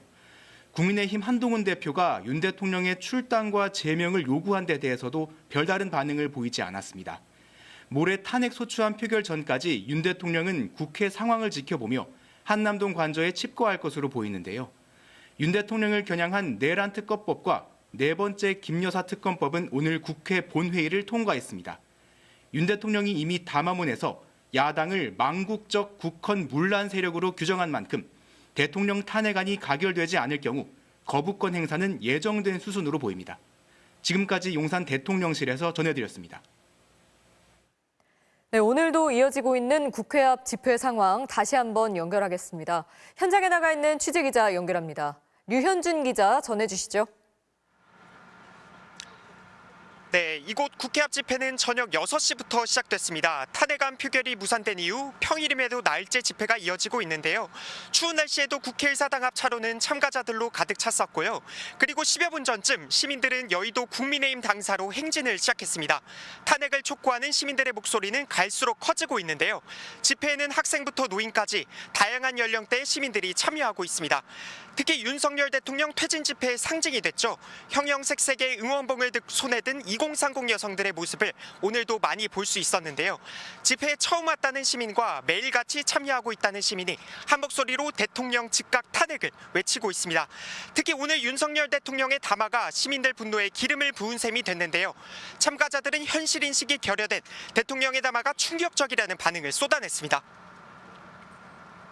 아직도 망상 속에 있는 거 아닌가라는 생각까지 들 정도여서 좀 이렇게 시민이 뭉쳐서 또 목소리를 내야겠다. 나와야 되겠더라고요. 가만히 있으면 안 될 것 같아요. 너무 화가 나서 볼 수가 없어요. 무리 지어서 다니거나 해야 되지 않겠냐를 걱정해 주시는데 저는 사실 또래 다른 분들이 먼저 나서서 움직여 주신 거 보고 따라 나오게 됐거든요. 시민들은 조금 전 국민의힘 당사 앞으로 행진했는데 이후 탄핵 표결에 참여했던 의원들의 얼굴이 담긴 대형 현수막을 찢는 퍼포먼스를 진행합니다. 국회 앞 집회는 탄핵안 표결이 예정된 토요일까지 계속될 전망입니다. 내일 집회에는 가수 이승환 씨도 무료 공연을 예고해 시민들의 발걸음도 더 몰릴 것으로 보입니다. 지금까지 서울 여의도 국회의사당 앞에서 전해드렸습니다. 오늘 대국민 담화를 본 대구 경북 시민들의 의견은 엇갈렸습니다. 다만 보수 성향이 짙은 지역임에도 실망했다는 비판도 이어졌는데요. 혼란스러운 상황에 먹고 살기가 점점 어려워지고 있다며 국회와 정부가 빨리 이 혼란을 끝내달라고 입을 모았습니다. 변희주 기자입니다. 윤석열 대통령이 정치 입문 뒤 6차례나 방문한 대구 중구 서문시장. 대통령의 대국민 담화를 들은 상인들은 지지 또는 실망, 엇갈린 반응이 나왔습니다. 무정부 상태를 만들려고 했잖아. 그러니까 방법이 없잖아. 뭐 내란이라 근데 그게 내란이 아니야. 그거는 고도의 정치 행위가 맞는 거야. 잘못했다고 보지 뭐. 우리는 뭐 이거는 전부 다 경상도는 보수적이라서 정말 우리 진짜로 잘하기를 바라고 찍어줬잖아요. 그런데 조금만 우리 실망스럽지 뭐. 다만 인근 동성로를 찾은 대구 경북 시민들은 담화에 대해 계엄이 실패한 걸 구실로 책임을 피하려는 꼼수 같다고 비판했습니다. 황당했어요. 계엄이 실패한 거를 그냥 조치를 취한 거다. 그 정치적으로 그런 쪽으로만 풀어나가는 것 같아서. 권력을 이어가기 위해 자신의 불법 행위를 인정하지 않고 있다는 겁니다. 계엄령이 되게 위헌적이라는 게 이미 많이 밝혀졌는데 계속 대통령이 그걸 무시하고 계속 자기 뜻대로 하야하지 않고 계속 권력을 이어나가겠다는 의지를 보여서 그 점에서 되게 답답하다 생각합니다. 이번 담화를 비판적으로 듣지 않으면 우리나라 민주주의의 근간이 흔들릴 거란 우려도 나왔습니다. 민족, 민주, 인간화 교육 이렇게 저것을 외치면서 학생들을 가르쳐 왔거든요. 그 가르침이 윤석열에 의해서 다 무너진 것이 아닌가. 우리의 참교육을 무너뜨리는 윤석열이 도저히 용서할 수 없습니다. 대구 경북 시민들은 빨리 혼란을 극복하고 제대로 살 수 있게 해달라고 호소했습니다. 국회의원들이나 정부나 똑같이 이렇게 협업을 해서 국민이 편안하게 살 수 있게끔 해줬으면 참 그것만큼 좋은 게 없는데. 보수의 심장으로 불리는 대구와 경북에서도 이번 대통령의 담화는 충격과 혼란을 완전히 잠재우지는 못하는 분위기입니다. MBC 뉴스 변예주입니다. 경남, 울산 시민들의 분노도 더 커지고 있습니다. 책임지는 모습은 볼 수 없고 변명만 늘어놓는다며 격앙된 반응을 보였습니다. 부정석 기자입니다. 정부 산하 과학기술원의 하나인 유니스트. 교수와 학생 수백 명이 모였습니다. 즉각 체포하라! 체포하라! 체포하라! 체포하라! 시국 선언을 준비하던 대학 구성원들은 윤 대통령의 담화를 들은 뒤 탄핵을 더욱 강력히 촉구하게 됐다고 말합니다. 탄핵에 아마 가결적으로 가는 큰 힘을 대통령께서 저희에게 주지 않았나라는 생각을 했습니다. 미래 산업을 책임질 이공계 인재들이지만 미래가 더욱 불투명해졌다고 말합니다. 사실 미래를 그리면서 대한민국에 살아가야 될 학생들일 텐데 그 미래가 잘 안 보였다라는 지점에서 학생들이 모이지 않았나. 대국민 담화를 지켜본 시민들은 대통령의 책임 없는 모습을 지적했습니다. 정당화하려고 하는 게 너무 느껴졌고요. 근데 그 정당화하는 과정에서 너무 자기가 진실되지 못하고 정말 자기의 변명하기에 급급하다고 생각했어요. 계엄이 통치행위라는 발언에 대해서도 잘못조차 모른다며 탄핵을 피하기 위한 꼼수라고 비판했습니다. 계엄은 통치행위인데 뭘 잘못했느냐라고 뻔뻔스러운 얼굴을 들고 국민들에게 얘기하고 있습니다. 탄핵될 것 같고 이런 자신의 입장이 불리해지니까 어떻게라도 수를 써보려고 나온 것 같아서. 담화 발표 때마다 입장을 바꿔 혼란을 일으켰다는 지적도 나왔습니다. 다른 사람한테 위임을 하겠다 하더만 지금은 탄핵까지 가겠다. 자기 이직을 그대로 안 내려놓을 것 같은 그런 느낌? 대통령의 담화가 탄핵 표결이 필요한 이유만 명확하게 했다는 의견도 있습니다. 무슨 잘못을 저질렀는지 전혀 인식을 못하고 그렇기 때문에 국회라든지 우리 국민들이 하루빨리 탄핵을 시켜서. 대통령이 담화를 발표했지만 비상계엄에 대한 책임을 묻는 시민들의 목소리는 커지고 있습니다. MBC 뉴스 부정석입니다. 네, 그럼 12.3 내란 사태에 대한 경찰 수사 상황 살펴보겠습니다. 고위공직자범죄수사처 국방부 조사본부와 함께 공조수사본부를 꾸린 경찰이 오늘 오후 김용현 전 국방장관이 쓰던 비화폰, 즉 보안 전화를 압수했습니다. 경찰청 국가수사본부로 가보겠습니다. 고병찬 기자, 김용현 전 장관이 계엄군 수뇌부에게 군병력 투입을 지시했을 때 사용한 바로 그 전화기죠. 네, 국방부 장관 시절 업무용으로 사용한 비화폰은 도청 방지용 휴대전화인데 경찰이 오늘 오후 김용현 전 장관의 비화폰을 뒤늦게 확보했습니다. 김 전 장관이 계엄 선포를 전후해 국회와 선관위 등의 군 투입을 지시할 때 썼던 만큼 구체적으로 누구에게 어떤 지침을 내렸는지 확인할 수 있을 것으로 보입니다. 비화폰은 통화 내역은 남지만 통화 녹음은 불가능한 것으로 알려져 있는데 통신 기록이 국방부 서버에 보관되는 것으로 알려졌습니다. 경찰은 국방부에서 김 전 장관의 전화기를 수도방위 사령부에서 비화폰 기록이 담긴 서버 자료를 각각 압수수색했습니다. 비상계엄 당시 통합지휘실이 있던 합동참모본부에서도 계엄사령부 관련 자료를 추가로 제출받았습니다. 다만 경호처가 한 차례 막아섰던 대통령실에 대해선 오늘 추가로 제출받은 자료는 없다고 설명했습니다. 네, 계엄 선포 사실을 언론 보도를 보고 알았다고 했다가 3시간 전에 대통령을 만났던 사실이 드러난 경찰청장, 그리고 서울경찰청장에 대해서는 구속영장을 신청했다고요. 네, 그렇습니다. 두 사람에게는 형법상 내란 중요 임무 종사 혐의가 적용됐습니다. 국회의원들의 출입을 막는 등 국회를 통제한 혐의와 함께 계엄 발표 3시간 전 윤 대통령과 김용현 전 국방장관을 만나 계엄군이 장악할 기관 등이 적힌 지시사항을 전달받은 혐의가 포함됐습니다. 조지호 경찰청장은 건강 문제로 경찰병원 진료를 받고 있는 것으로 파악됐는데 김봉식 서울경찰청장은 구속 전 피의자 신문, 즉 영장 실질 심사를 포기하겠다는 뜻을 밝힌 것으로 전해졌습니다. 지금까지 경찰청 국가수사본부에서 MBC 뉴스 고병찬입니다. 이번에는 검찰로 가보겠습니다. 검찰은 오늘 처음으로 계엄 선포 전 국무회의에 참석한 국무위원을 불러 조사했는데요. 서울중앙지검 나가 있는 취재기자 연결합니다. 구나연 기자, 검찰 수사가 국무위원으로 확대되는 모양새입니다. 네, 검찰 특수본이 오늘 조규홍 보건복지부 장관을 불렀습니다. 6시간 가까이 조사했는데요. 조 장관은 비상계엄 선포 직전 열린 국무회의 참석자 11명 가운데 1명입니다. 이미 한덕수 총리도 국회에 나와 정식 국무회의라고 할지 명확하지 않다며 절차적, 실체적 흠결이 있었다고 인정했죠. 검찰은 조 장관을 상대로 당시 국무회의에서 윤 대통령이 어떤 말을 했는지 확인한 것으로 알려졌습니다. 또 파업 전공의들이 복귀하지 않으면 처단한다는 내용의 포고령 문구가 작성된 배경에 대해서도 집중 조사했습니다. 계엄 국무회의에 참석한 국무위원이 검찰 소환 조사를 받은 건 이번이 처음인데요. 검찰 수사가 윤 대통령 쪽으로 계속 좁혀가고 있습니다. 네, 그리고 김용현 전 장관, 그리고 여인영 전 국군방첩사령관 등 국방부와 계엄군 쪽 핵심 인물들에 대한 조사도 이어지고 있죠. 네, 검찰은 여인영 전 국군방첩사령관을 이틀 만에 다시 소환했습니다. 국회와 중앙선관위에 방첩사 병력과 요원을 투입한 것으로 지목된 이번 사태의 핵심 인물이죠. 윤 대통령 고등학교 후배로 이른바 충암파 중 한 명입니다. 직속 부하인 김대우 방첩사 수사단장이 어제 검찰 조사를 받았다는 사실이 뒤늦게 알려지기도 했는데요. 김 단장은 여전 사령관으로부터 정치인 체포 지시를 받았다고 진술한 여전 사령관 측근입니다.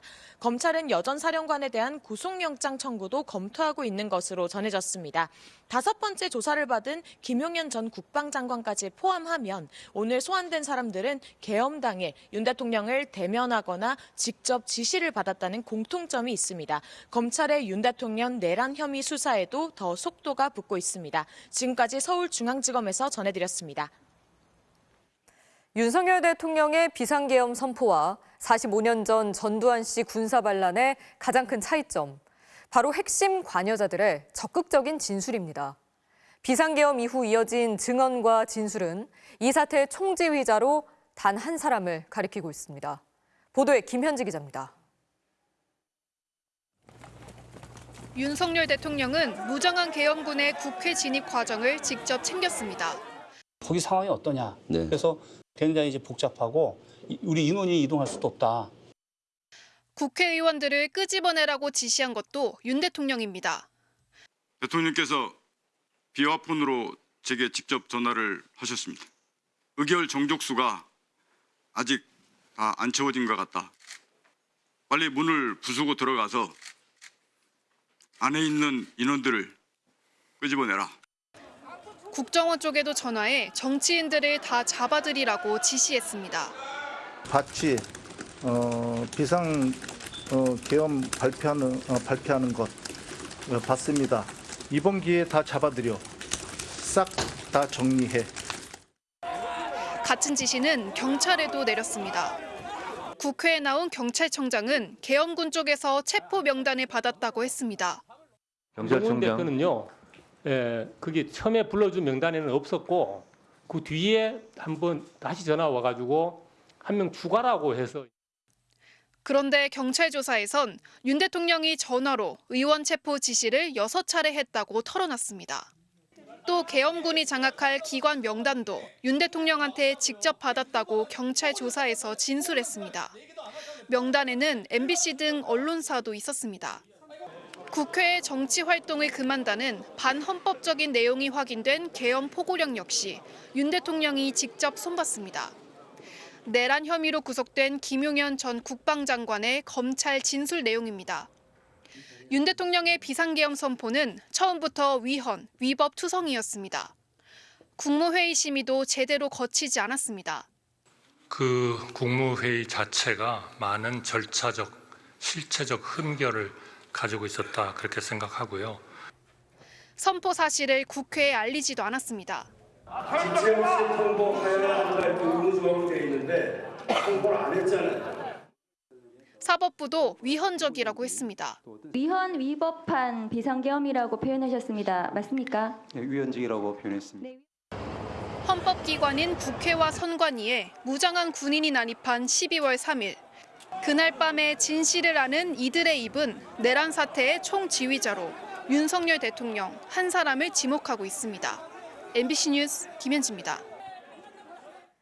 윤석열 대통령에 대한 수사 속도가 빨라지면서 조만간 강제 수사가 이뤄질 거라는 전망이 나옵니다. 대통령실 경호처가 형사소송법 조항을 근거로 경찰의 압수수색은 막았지만 체포나 구속영장 집행은 막을 근거가 없다는 게 법조계 중론입니다. 구민지 기자입니다. 지난 2017년 2월 박근혜 청와대는 국정농단 특검팀의 압수수색을 막으며 형사소송법 110조를 내세웠습니다. 군사상 비밀을 요하는 장소는 책임자 승인 없이 압수수색할 수 없다는 내용입니다. 당시 특검 수사팀장은 윤석열 대통령이었습니다. 그런데 윤 대통령은 내란 혐의 피의자가 되자 똑같은 근거를 대며 경찰의 대통령실 압수수색을 막았습니다. 법적, 정치적 책임을 회피하지 않겠다는 약속은 공허해졌습니다. 이번 계엄 선포와 관련해서 법적, 정치적 책임 문제를 회피하지 않겠다고 이미 말씀드린 바 있습니다. 내란죄는 중대범죄입니다. 내란 우두머리의 법정형은 사형과 무기징역, 무기금고뿐입니다.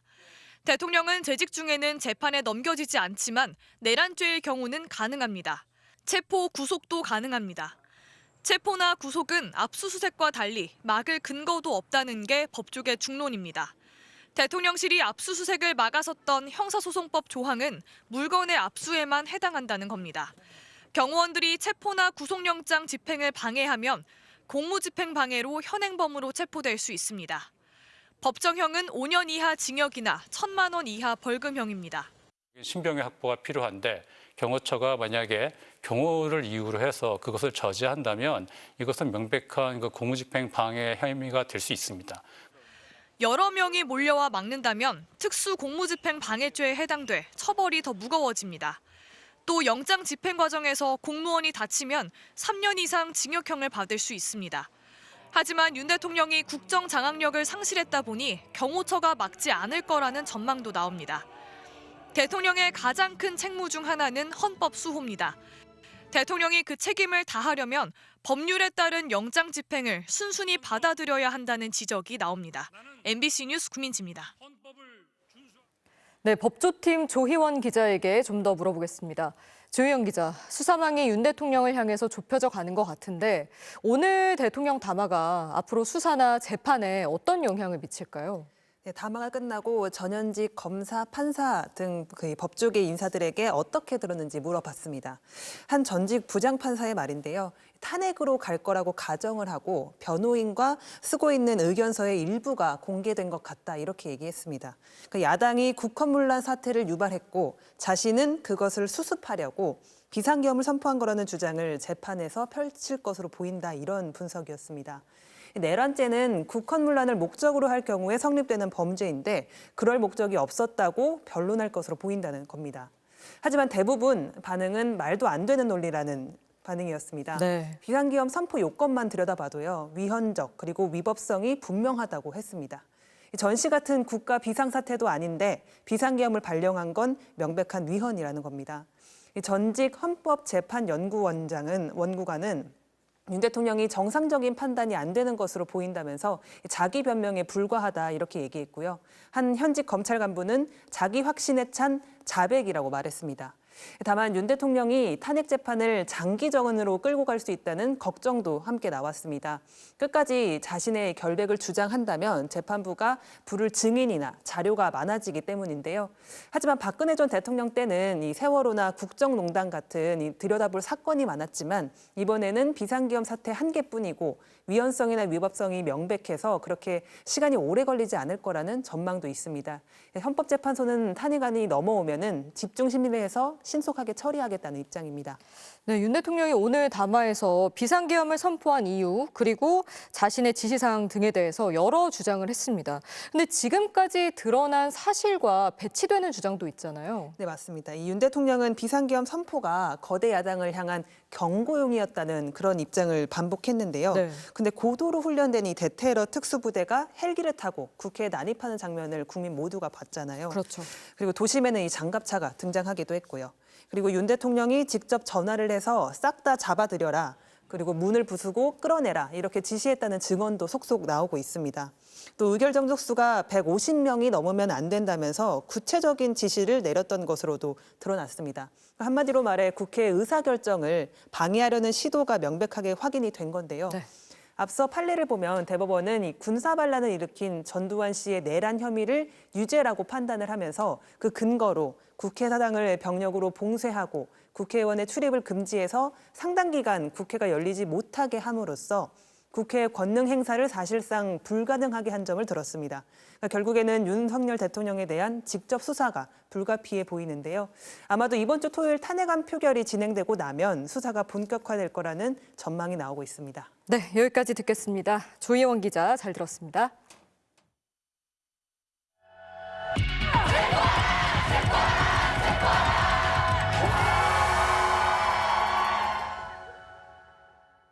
대통령 탄핵 소추안 표결에 불참했던 국민의힘 의원들의 지역구 사무실 앞에는 내란에 동조하는 국회의원은 필요 없다는 주민들의 항의가 계속됐습니다. 서울대 교수와 연구진이 세 번째 시국선언문을 발표하는 등 대통령 탄핵을 촉구하는 시국선언은 이제 국민의힘을 향한 압박으로 초점이 모아지고 있습니다. 재은유 기자입니다. 동작주민 해롭다! 나경원은 탄핵에 동참하라! 동참하라! 동참하라! 동참하라! 서울 동작구 주민 40여 명이 이 지역 국회의원인 국민의힘 나경원 의원 사무실 앞에 섰습니다. 탄핵에 반대한 나경원 의원 해고다. 내란 동조 중단하라는 손팻말을 들고 335 모였습니다. 주민 여러분 꼭 좀 투표해주세요라고 이 거리를 다 누비면서 손잡고 얘기를 했었어요. 그랬던 당사자가 본인 스스로가 투표를 해야 되는 의무가 있음에도 불구하고 나가버렸잖아요. 지금 주민들이 모두 다 심판의 준비를 하고 있다라고 생각을 하고 있습니다. 당신은 국회에 가서 우리를 대표해서 이 정부에 대해서 견제하고 사법부에 대해서 견제하는 역할 하라고 뽑은 거다. 그렇지 않으면 저희는 이런 국회의원은 필요 없습니다. 주민들은 내란 공범이라고 적힌 국회의원 배지 모양 피켓을 들고 주민의 뜻을 강조했습니다. 국민의힘 조정훈 의원의 지역구인 서울 마포구 사무실에도, 배현진 의원의 서울 송파구 사무실에도 대통령의 비상계엄 선포와 대국민 담화에 분노한 시민들이 몰렸습니다. 지난 토요일 윤석열 대통령 탄핵소추안 표결에 불참한 여당 국회의원들을 향해 지역 주민들이 직접 행동에 나선 겁니다. 대통령 탄핵을 촉구하는 시국선언도 국민의힘을 향한 압박으로 번졌습니다. 대통령의 모교인 서울대 교수와 연구진들은 비상계엄 선포 이후 일주일 사이 벌써 세 번째 시국선언문을 발표했습니다. 우리는 정상적인 국가 운영을 위해서는 내란 속에 윤석열의 즉각 탄핵 이외에 다른 길이 없다고 믿으며 교사 3,600여 명은 민주주의를 지키려는 교사일동 이름으로 학생에게 부끄럽지 않은 교사가 되겠다며 대통령 탄핵을 요구했고, 전국 116개 대학 교수와 연구자 6,075명도 국민의힘은 위헌 정당이 되어 대통령과 함께 공멸할 것이냐고 가세했습니다. 한국 기독교 장로회 총회와 가톨릭 청년연대, 원불교 교무 등 종교계도 잇따라 거리로 나와 윤석열 대통령과 그 공범들이 저지른 내란 범죄에 대한 책임을 물어야 한다고 한 목소리로 외쳤습니다. MBC 뉴스 재은유입니다. 탄핵 촉구 집회 현장으로 다시 가보겠습니다. 시민들이 조금 전 국회 앞 집회를 마치고 국민의힘 당사로 행진을 이어가고 있다는데요. 송재원 기자, 지금 상황 전해주십시오. 네, 국회 앞 집회를 마친 시민들은 오늘도 국민의힘 당사 앞으로 모였습니다. 마치 정해진 식순처럼 당사 앞 집회가 이어지고 있는 건데요. 지금은 당사를 애워싸고 한 목소리로 탄핵 촉구를 외치고 있습니다. 이곳 당사까지 행진하는 시민들 숫자도 계속 늘어나고 있습니다. 넓지 않은 이면도로가 가득 채워진 모습인데요. 어젯밤 시민들은 당사 벽면에 국민의힘 해체하라라는 문구가 적힌 레이저 포인터를 쏘며 항의했는데, 지금은 탄핵 표결에 불참한 국민의힘 의원들의 얼굴이 새겨진 현수막을 찢는 퍼포먼스를 진행하고 있습니다. 시민들은 윤석열 대통령이 자리를 지키며 끝까지 싸우겠다는 식의 담화를 내놨는데도 국민의힘은 윤 대통령을 계속 옹호하겠다는 것에는 비판을 쏟아냈습니다. 특히 여당 내에서 여전히 윤 대통령에 대해 내란죄로 보기 이르다는 말이 나오고 또 탄핵에 반대하는 당론을 고수하는 건 내란 동조나 다름없다는 겁니다. 시민들 목소리 들어보겠습니다. 국민들에게 말로써 대결을 선포한 것과 마찬가지다라는 생각이 들었고, 그거를 옹호하거나 똑같은 말을 이제 중진 의원들이 하더라고요. 그 주장들을. 그거 보면서 공범들이 맞구나. 일단 국회의원이라고 하면은 당연히 투표를 참여를 해야 되잖아요. 그렇게 자신의 직업을 그렇게 이행하지 않는 게 책임한 그런 면모가 보이고. 내일도 여의도 집회가 예정돼 있는데요. 탄핵안을 가결하기 위해서는 국민의힘 의원들의 합류가 여전히 필요한 만큼 이곳 당사 앞 집회의 규모와 강도는 더욱 거세질 것으로 보입니다. 지금까지 국민의힘 당사 앞에서 전해드렸습니다. 요즘 대통령 탄핵 촉구 집회에서 특히 주목받는 시민들이 바로 응원봉을 앞세운 10대, 20대, 이른바 MZ세대인데요. 이들은 이렇게 사회 문제에 침묵하지 않고 적극 나서게 된 배경으로 세월호 참사와 이태원 참사를 꼽았습니다. 청소년기와 청년기에 두 번의 대형 참사를 겪고 부조리를 느끼면서 불의를 보고 가만히 있으면 안 된다는 걸 체화하게 됐다는데요. 남효정 기자가 집회 현장에서 이들의 목소리를 들어봤습니다. 윤 대통령 탄핵을 외치는 국회 앞 집회 현장. 형형색색 응원봉과 함께 노란색 리본과 깃발들이 등장했습니다. 세월호 참사를 추모하던 노란 리본을 다시 들고 나온 건 주로 10대 청소년과 20대 청년들. 학창시절 세월호 참사를 겪은 이들은 국가가 국민을 향해 총부리를 겨눈 내란 사태를 지켜보며 침몰하는 배에서 가만히 있으라고 했던 세월호 참사를 떠올렸습니다. 저도 97년생인데 20살 때부터 박근혜 국정농단 때 집회에 나왔던 국민을 농락하고 위협하는 것들을 지켜보며 집회에 참가하고 또래 친구들이 많이 죽는 걸 보면서 국가 시스템이 우리를 지켜주지 않는구나라는 경험을 한번 했습니다. 서울 한복판에서 하룻밤에 159명의 청춘이 쓰러져간 이태원 참사는 또 다른 세월호 참사였습니다. 국민을 지켜주지 않은 국가, 묻혀버린 진실규명. 이뤄지지 않은 책임자 처벌. 똑같이 재현된 참사의 모습은 불의한 국가 권력의 부조리를 온몸으로 느끼게 했습니다. 이태원 참사가 제가 정치에 관심을 가지게 된 계기가 됐습니다. 정부가 제대로 책임을 지지 못해서 수많은 사람들이 억울하게 죽음을 당했던 생각에 정말 분노를 했던 것 같습니다. 국가를 위해 목숨을 바쳤지만 국가로부터 외면받은 고 최수근 상병 순직 사건은 행동의 중요성을 일깨워 주었습니다. 지켜주지 못했다는 미안함. 더 이상 가만히 있어서는 안 된다는 다짐은 민주주의를 무너뜨린 내란 앞에서 이들을 거리로 나서게 했습니다. 역사 공부를 하면서 우리나라의 민주화 정신 같은 거를 공부하게 되면서 이렇게 국민이 참여를 해야 정치인들이 열심히 일하고 국가를 똑바로 세울 수 있겠구나.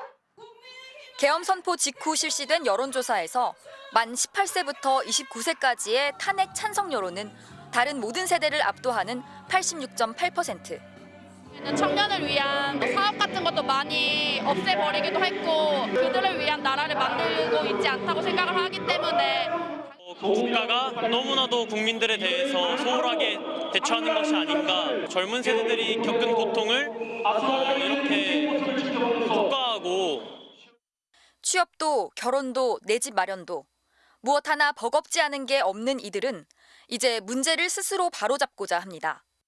국가가 무능하다, 무책임하다 이런 거를 느끼면서 성장한 세대예요. 계엄 사태와 탄핵 국면을 보는 느낌이 남다를 수밖에 없고 민주주의를 지키고 또 확장시키는 그런 중요한 역할을 할 수 있다고 생각합니다. 참사의 비극을 온몸으로 겪으며 스스로 나서지 않으면 지킬 수 없다는 걸 체화한 이들은 이제 당당히 행동하는 민주주의 세대가 되어 거리의 맨 앞에 서 있습니다.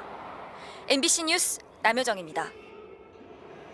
여의도 국회 앞에선 추운 날씨에도 연일 시민들이 모여 대통령 탄핵을 외치고 있죠. 특히 탄핵 표결이 무산됐던 지난 토요일 가장 많은 인파가 몰렸는데요. 과거에도 그랬지만 이번에도 2030 여성들의 참여는 대단했습니다. 빅데이터로 들여다본 실제 그날의 모습은 어땠을까요? 장슬기 데이터 전문 기자가 분석했습니다.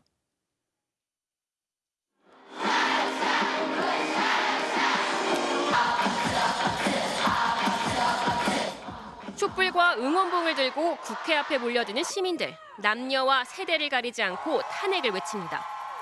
지난 토요일에도 왔었고 오늘은 세 번째입니다. 생각보다 신나고 그 기성세대 분들과 지금 저희 세대가 같이 잘 어우러지고 있는 것 같아서 되게 급작스런 비상계엄 선포 이후 가장 많은 인파가 몰린 지난 7일. 첫 번째 탄핵을 표결에 붙인 토요일입니다. 경찰이 추산한 인원은 대략 14만 명. 그런데 데이터로 본 그날 여의도의 밤은 훨씬 뜨거웠습니다. 서울시 그리고 KT의 중계기에 잡힌 모바일 빅데이터로 재구성한 그날 오후 1시 국회 앞에 몰려들기 시작한 인파는 그 시각 이미 11만 명을 넘어섭니다. 시민들은 급격히 불어났고 오후 3시쯤 26만 명을 돌파합니다. 오늘 10시에 담화문을 보고 더 열이 받아서 바로 뛰쳐나오게 됐거든요. 그리고 마침내 국회 본회의가 열린 오후 5시. 탄핵 집회는 최고조에 이릅니다. 30분 뒤 윤 대통령 탄핵안이 올라간 전후 인파는 32만 5천 명을 넘어 정점을 찍습니다. 2024년도에 상상할 수도 없는 계엄령이라는 게 떨어졌고 이건 도대체 용납할 수 없는 거고. 일주일 전 토요일 이곳의 생활 인구가 6만 7천여 명에 불과했던 것과 비교하면 차이가 확연합니다. 생활 인구 데이터는 순간 집계이기 때문에 실제 탄핵을 외친 시민은 이보다 많았을 것으로 추정됩니다. 특히 눈에 띄는 건 이들의 연령대입니다. 전체 참가자 가운데 20대 여성이 18%, 30대 여성이 11%로 압도적 다수였습니다. 분노의 밤 3명 중 1명이 2030 여성이었던 겁니다. 반대로 남성을 보면 50대와 40대, 중년층이 탄핵 집회에 주도적이었습니다. 민주주의 저희가 그냥 얻은 거 아니고 다 옛날 분들이 노력해서 얻어주신 거잖아요. 감격스럽습니다. 이 나라를 지킬 수 있는 것은 시민의 힘밖에 없다는 생각이 들었습니다. 이틀 뒤 열릴 두 번째 탄핵 표결. 시민들은 또다시 여의도로 나서 국회를 지켜볼 채비를 하고 있습니다. MBC 뉴스 장슬기입니다. 12.3 내란 사태 이후 미국, 독일, 프랑스, 핀란드 등 세계 곳곳에서 우리 교민과 유학생들의 규탄 집회가 이어지고 있습니다. 이들은 대한민국이란 자부심이 산산조각 났다며 윤 대통령이 퇴진할 때까지 한국에 있는 시민들과 뜻을 함께하겠다고 힘을 보태고 있습니다. 뉴욕에서 임경아 특파원입니다.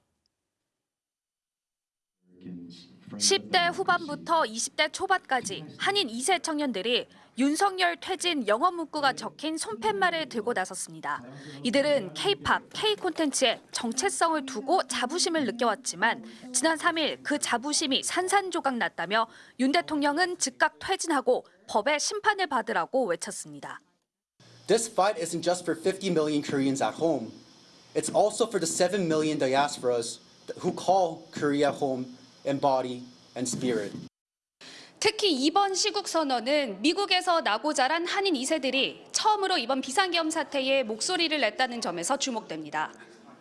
윤 대통령 즉각 퇴진을 촉구하는 동포 목소리는 전 세계 곳곳에서 울려 퍼지고 있습니다. 유럽 서쪽 끝 아일랜드, 335 모인 시민들이 첫 집회 날짜를 정하자 한글 학교, 한인마트가 나서 마이크 등을 마련해줬습니다. 우리는 분단의 악순을 이용해 평화를 저해하고 국민들을 분열시켜 이득을 얻으려고 한 세력이 누구인지 똑똑히 확인하게 되었습니다. 캐나다에서는 탄핵안에 불참한 국민의힘 의원 105명의 이름이 하나씩 호명됐습니다. 불경의 이름을 저희가 호명함으로써 역사 속에 남기려고 합니다. 강대식, 강명국, 강민국. 영할 날씨에도 자리를 지킨 핀란드 교민들은 시국 선언 뒤 함께 상록수와 애국가를 불렀습니다.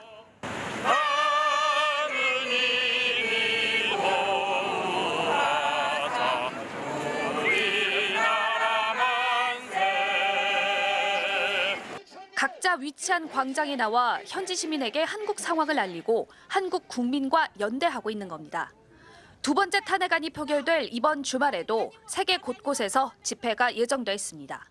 뉴욕에서 MBC 뉴스 임경아입니다. 미국의 심각한 우려 표명이 이어지는 데 이어 내란죄 피의자 대통령이 외교 관계를 전방위적으로 손상시키고 있습니다. 윤 대통령은 오늘 담화에서 야당이 간첩법 개정을 가로막고 있다며 중국인 사례를 언급했죠. 계엄 발령에 대해 변명하면서 난데없이 중국 문제를 연달아 언급한 건데 그동안 내란 사태에 대해 언급이 없던 중국 정부조차 발끈하며 강하게 반발했습니다. 베이징 이피리 특파원이 보도합니다. 한국 측의 언급에 깊은 놀라움과 불만을 느낀다. 윤석열 대통령의 오늘 담화에 중국 정부가 내놓은 반응입니다. 중국 정부는 그동안 윤석열 대통령의 계엄 선포 등에 한국의 내정에 대해선 논평하지 않겠다는 입장을 유지해왔습니다. 그랬던 중국 정부가 오늘은 불편한 감정을 그대로 드러낸 겁니다. 그러면서 한중 관계에 대한 깊은 우려도 나타냈습니다. 坚决反对炒作莫须有的所谓中国间谍，抹黑正常的经贸合作。 중국의 이 같은 반응은 윤석열 대통령이 야당에 가로막힌 간첩법 개정에 대해 발언하면서 중국인 사례를 언급했기 때문입니다.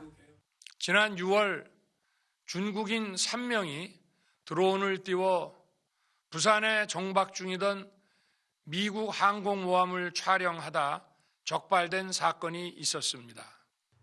윤 대통령은 또 망국적 국헌 문란 세력이 이 나라를 지배한다면 중국산 태양광 시설들이 전국의 산림을 파괴할 것이라고 주장하기도 했습니다.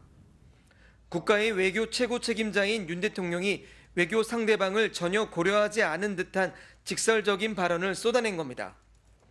중국은 지난달부터 한국인에 대한 비자 면제를 전격적으로 시행했습니다. 경기 회복을 위해 중국이 먼저 한국에 손을 내미는 모양새였기 때문에 앞으로 한한령도 풀릴 수 있다는 기대가 나오는 상황이었습니다. 하지만 윤 대통령의 담화가 중국 정부를 자극하면서 한한령 해제 논의는 물론 당장 신임 주중대사 부임에도 부정적인 영향이 있을 것이란 전망이 나오고 있습니다. 신임 주중대사로 임명된 김대기 전 대통령실 비서실장을 중국 정부가 받아들이지 않을 수 있다는 우려마저 일면서 대중외교의 공백이 길어질 거란 전망이 나오고 있습니다. 베이징에서 MBC 뉴스 이필입니다. 윤석열 대통령은 오늘 담화문 말미에 현재의 엄중한 안보 상황을 거론하며 국민의 안전과 민생을 지켜달라고 공직자들에게 주문했습니다. 우리 군의 전력과 지휘 체계를 자신이 뿌리째 흔들어 놓고 내란이 실패하자 아무 일도 없었던 것처럼 다시 군 통수권자인 양 행동하는 윤 대통령을 국민이 용납할 수 있을까요? 조희명 기자입니다. 엄중한 안보 상황과 글로벌 경제 위기에서 국민의 안전과 민생을 지키는 일에 흔들림 없이 매진해 주시기 바랍니다. 지금의 엄중한 안보 상황을 촉발한 사람은 대통령 윤석열 본인이었습니다. 지난 1979년 오늘 전두환 신군부는 대한민국 민주주의를 짓밟았습니다. 그날 국가의 수호자가 되어야 할 군은 반란에 선봉해서 자국민들에게 총뿌리를 겨눴습니다. 공수부대가 서울 시내 한복판으로 진군하는 악몽 같은 장면이 2024년 45년의 시간을 거스르기라도 하듯 다시금 재현됐습니다. 민주화 이후 군은 정치에 개입하지 않겠다, 과거와 단절하겠다며 절치부심했지만 이 모두가 물거품이 됐습니다. 반란의 본거지란 오명을 쓰고 보안사령부에서 기무사, 안보지원사로 몇 번이나 부대 해체와 재편성을 거듭해야 했던 방첩사는 또다시 내란의 주축으로 지목됐고 고위급 장성들과 특전사, 정보사, 수방사 같은 우리 군 최정예 부대 지휘관들도 줄줄이 카메라 앞에 불려 나왔습니다. 이들 중 대다수는 이 사태에 가담했거나 최소한 내란을 묵인 방조했다는 혐의에서 자유롭기 어려워 보입니다. 정부군이 지금 계엄에 참여했다는 거 아니에요? 어디 정부를 이렇게 만들어서 돼요? 문당급이사 정부대가 여기에 가담이 됐는데 이걸 어떻게 할 거예요? 윤석열 대통령은 이런 우리 군 최정예 부대들이 압수수색을 당하게 만들었습니다. 앞으로 벌어질 지휘 공백 사태도 큰 문제지만 더 걱정인 건 장병들이 지휘관의 명령을 그대로 따라선 안 된다는 선례를 만들었다는 점입니다. 내란 지휘부는 북한의 위협이라는 거짓말로 특수부대원들을 국회에 밀어넣습니다. 아무것도 모른 채 지시를 받고 출동했을 뿐인 장병들에게 내란의 하수인이란 주홍 글씨가 새겨지게 된 겁니다. 윤석열 대통령은 국민을 지킨다는 장병들의 자부심을 짓밟고 상관의 명에 목숨을 거는 이들의 충성심을 악용했습니다. 지금껏 수많은 국민들의 헌신과 희생으로 다져온 대한민국 국방의 토대가 불과 열흘 만에 처참히 무너지고 있습니다. MBC 뉴스 조희명입니다. 시민들은 혼자 다른 세상에 사는 것 같다, 뻔뻔하고 후안무치하다, 극우 유튜버들의 얘기 같다며 분노의 목소리를 높였습니다. 대국민 담화 직후 민주노총 조합원들이 용산 대통령실로 향하면서 경찰과 대치하는 일도 있었습니다. 정한솔 기자입니다. 도로를 가득 메운 깃발 행렬이 경찰 차벽에 가로막힌 채 뒤엉켰습니다. 윤석열 대통령 탄핵과 구속을 요구하며 서울시청 앞에서 노동자 시민대회를 연 민주노총 조합원들은 당초 여의도 국민의힘 당사로 향하려다 대통령의 대국민 담화 직후 방향을 용산 대통령실로 바꿨습니다. 눈과 귀를 좀 의심했고 오히려 본인이 그렇게 계엄령을 했던 것에 대한 합리화를 하는 모습을 보면서 지금 현재 무엇이 문제인지를 윤석열 대통령이 전혀 모르고 있다. 대통령실로 가려는 노동자들과 차벽까지 설치한 경찰의 몸싸움은 3시간가량 대치로 이어지다 민주노총이 여의도 촛불 집회에 합류하기로 하면서 마무리됐습니다. 노동계는 대통령의 대국민 담화에 대해 범죄자의 망언에 불과했다, 자기 변명과 망상으로 가득 찼다며 한 목소리로 질타했습니다. 대국민 담화를 본 시민들은 우려를 넘어 화가 났다는 반응이 많았습니다. 제정신은 아닌 것 같아요. 솔직히 나라 망신이라 생각하고 경제적으로 지금 자영업자들도 그렇고 저희 2030 청년들도 엄청 어려운 시기인데 뭐 정책 같은 걸 낼 생각은 안 하고 혼자 다른 세상에 살고 있는 것 같다고도 했습니다. 흔히 말하는 그 극우 유튜버들이 하는 그 논조를 이제 그대로 따라서 하고 있다고 저는 많이 판단이 됩니다. 그래서 이제 어떤 그 국정을 책임지는 대통령이 하신 말씀은 전혀 아니라는 그 생각이 들었습니다. 대국민 담화라고 했지만 대다수의 국민이 아닌 일부의 지지층을 결집하려는 선동 같았다, 뻔뻔하다는 목소리도 들을 수 있었습니다. 국민한테 하는 담화가 아니라 자기가 듣고 싶어하는 그 극우한테 행동 지침서를 좀 내려주는 것 같은 그런 느낌이었어요. 보다가 정말 육두문자가 나올 뻔한. 그건 당당한 게 아니고 뻔뻔한 태도라고 생각을 하고요. 정말 후안무치라는 말이 절로 떠오르는. 대통령은 마지막 순간까지 국민 여러분과 함께 싸우겠다고 했지만 시민들은 대통령이 물러나야 한다며 오늘도 국회 앞을 향하고 있습니다. MBC 뉴스 정한솔입니다. 조국혁신당 조국 대표에게 오늘 대법원이 징역 2년의 실형을 확정했습니다. 자녀 입시 비리와 청와대 감찰 무마 혐의가 유죄로 확정되면서 의원직을 잃게 됐는데요. 당장 내일 모레 윤석열 대통령에 대한 탄핵소추안 표결에도 영향을 줄 수 있다는 우려가 나옵니다. 김상훈 기자가 보도합니다. 대법원 판단도 1, 2심과 다르지 않았습니다. 조국혁신당 전 대표의 징역 2년, 실형이 확정됐습니다. 재판에 넘겨진 지 5년 만입니다. 문재인 정부 법무장관에 지명된 조 전 대표는 입시 비리 등 각종 의혹이 불거진 뒤 당시 윤석열 검찰총장이 이끄는 검찰의 대대적인 수사를 받고 재판에 넘겨졌습니다. 대표적 검찰 개혁론자로서 검찰의 표적 수사 논란도 불거졌습니다. 대법원은 자녀 입시 비리 혐의와 청와대 민정수석 시절 유재수 전 부산시 경제부시장 감찰을 막은 혐의 등을 유죄로 본 하급심 판결을 그대로 받아들였습니다. 이번 선고를 겸허히 받아들입니다. 법과 원칙을 지키는 시민으로서 책임을 다하겠습니다. 대법원 선고 즉시 조 전 대표는 의원직을 상실했고 당대표에서도 바로 물러났습니다. 다음 대선에도 출마할 수 없습니다. 관심은 모레로 예정된 윤석열 대통령에 대한 국회 탄핵소추안 표결로 쏠립니다.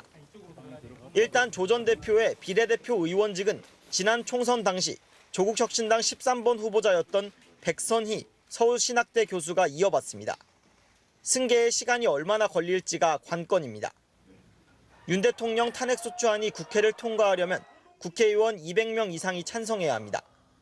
만약 그 전에 의원직 승계가 이뤄지지 않으면 범야권 의원 수는 191명으로 줄어듭니다.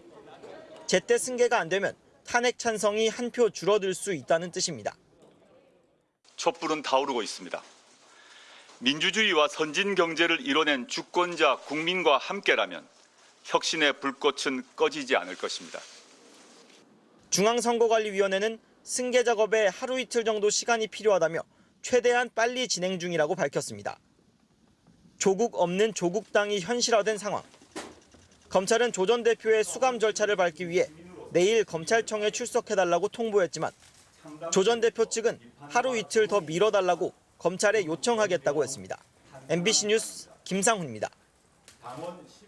탄핵소추안 표결을 이틀 앞두고 의원직을 상실한 조국혁신당 조국 전 대표는 자신이 없더라도 윤석열 내란 수괴는 반드시 탄핵될 것이라며 국회에서 마지막 인사를 전했습니다. 지난 2019년 윤석열 검찰총장 당시 시작돼 5년 만에 마침표를 찍은 이른바 조국 사태를 김지인 기자가 정리했습니다. 조국혁신당 조국 전 대표와 윤석열 대통령은 지난 2019년 문재인 정부 초대 민정수석과 신임 검찰총장으로 만났습니다.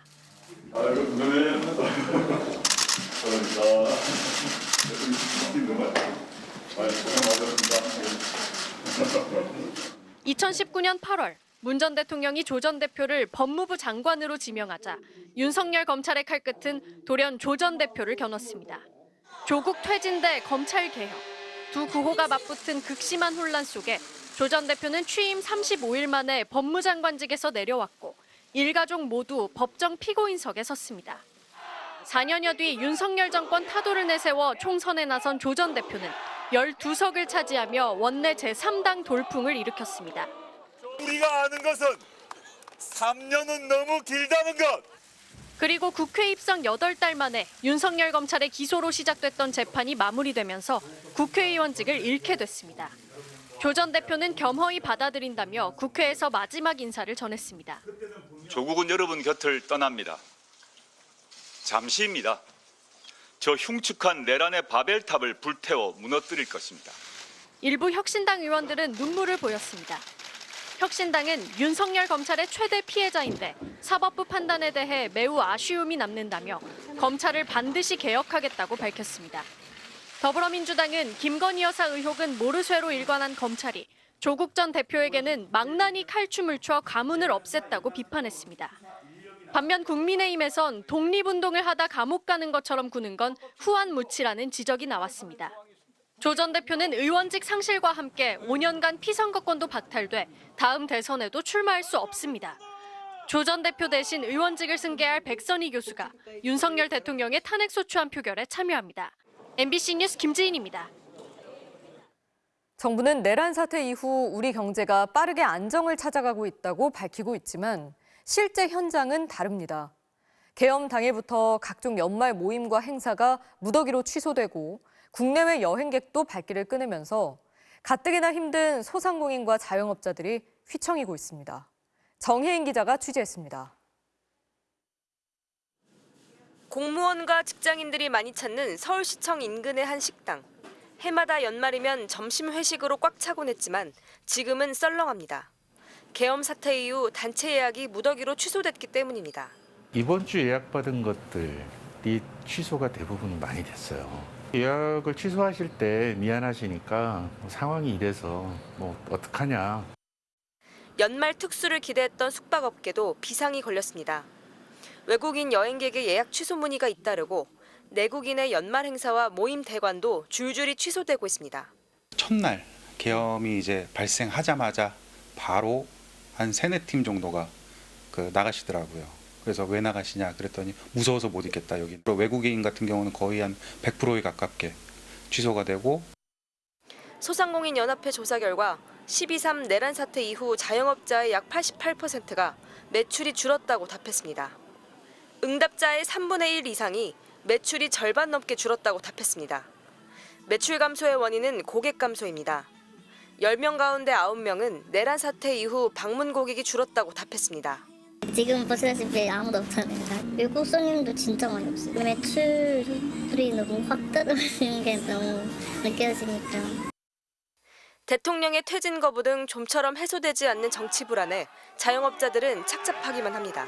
연말 특수라는 게 아예 없고 그냥 오히려 더 심해졌으니까 참담하죠. 그것 때문에 모든 사람이 왜 다 힘들어야 되는지 잘 모르겠다. 정부는 방한 관광을 적극 지원하고 소상공인 피해 대응반을 꾸리겠다고 밝혔지만 불안한 전국이 지속되면 소비와 투자가 더 위축될 수 있다고 전문가들은 경고합니다. MBC 뉴스 정혜인입니다. 한강 작가는 노벨 주간을 마무리하며 이번 수상으로 과거를 돌아보며 자신의 좌표를 알게 됐다고 말했습니다. 가장 기억에 남는 일정으론 좋아하는 작가의 생가 방문과 스웨덴 어린이와의 만남을 꼽았는데요. 한국에서는 보수단체의 공격을 받았던 그의 작품에 대해 아이들은 주저없이 자신의 생각을 표현했습니다. 임소정 기자가 취재했습니다. 스톡홀름 외곽 링케비 지구의 한 도서관. 크레파스로 그린 한강 작가의 얼굴이 걸렸습니다. 무대 위 아이들이 건네는 한국어 인사에 작가의 얼굴에 웃음이 번집니다. I would like to say hi in Korean. 안녕하세요. 시와 그림, 노래까지 한강의 소설에 영감을 받아 쓴 작품들이 차례로 발표됩니다. But important questions. Scenes from the human acts made us reflect on what makes a person human. 채식주의자의 시작이 된 소설 내 여자의 열매를 읽은 아이는 식물 중에서도 토마토가 되면 어떨까 시로 풀어냈습니다. If I became a tomato, I should taste terrible. So no one should put me in a tomato soup. 한강이 좋아하는 작가 아스트리드 린드그렌. Yeah, it's one of the classics in Swedish literature for children, like a cornerstone for him as well. 아동의 권리 신장에 애썼던 그의 동화는 금서로 지정된 적이 있습니다. 기존 체계를 흔들며 자기만의 세계를 펼치는 모습이 아이답지 않다는 이유에서입니다. It's striking that the Brothers Lionheart is the one that's been the most banned because it is about standing up to oppression and to standing up to tyrants. 80여년째 전 세계에서 읽히는 고전을 금서로 지정했던 놀라운 과거는 한국의 현재와 겹쳐 보입니다. 일부 보수단체는 채식주의자를 청소년 유해 도서로 지정하라 하는가 하면 노벨상 수상을 취소하라는 주장까지 내놓았습니다. So of course they have to choose themselves what to read. 가장 인상적인 기억으로 아이들과 린드그렌을 꼽은 한강. 자유롭게 자기만의 세계를 만들어가는 그들에게서 희망을 받기 때문일 겁니다. 결국은 우리가 가진 희망을 증거하는 그런 것이라고 생각합니다. 스톡홀름에서 MBC 뉴스 임소정입니다.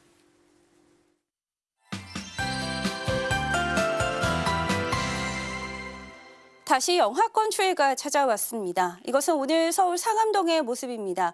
파란 하늘을 배경으로 멀리 하늘공원이 보이고 있고요. 영하의 추위 속에 도심 속 호숫가는 얼어붙었습니다.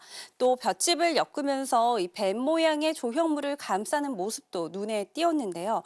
벌써 이렇게 2025년 을사년 뱀의 해를 맞이할 준비를 하고 있습니다. 내일 아침 출근길에는 서울을 비롯한 서쪽 지방에 비나 눈이 시작되겠습니다. 예상 적설량은 서울에 1cm 안팎, 충남 내륙과 전북 동부에 최고 7cm 이상, 울릉도 독도에 최고 30cm 이상이 되겠습니다. 수도권 지방의 눈이나 비는 내일 저녁이면 그치겠습니다. 주말에는 서울의 아침 기온이 영하 4도까지 낮아지겠고요. 찬바람이 강하게 불면서 체감 온도는 영하 7도 안팎까지 낮아지겠습니다. 내일은 도로에 살얼음이 나타나는 곳이 많겠는데요. 조심해서 이동을 하셔야겠습니다. 아침 최저 기온은 서울과 대전 영하 2도를 보이겠습니다. 낮 최고 기온도 서울 4도, 전주 6도가 되겠습니다.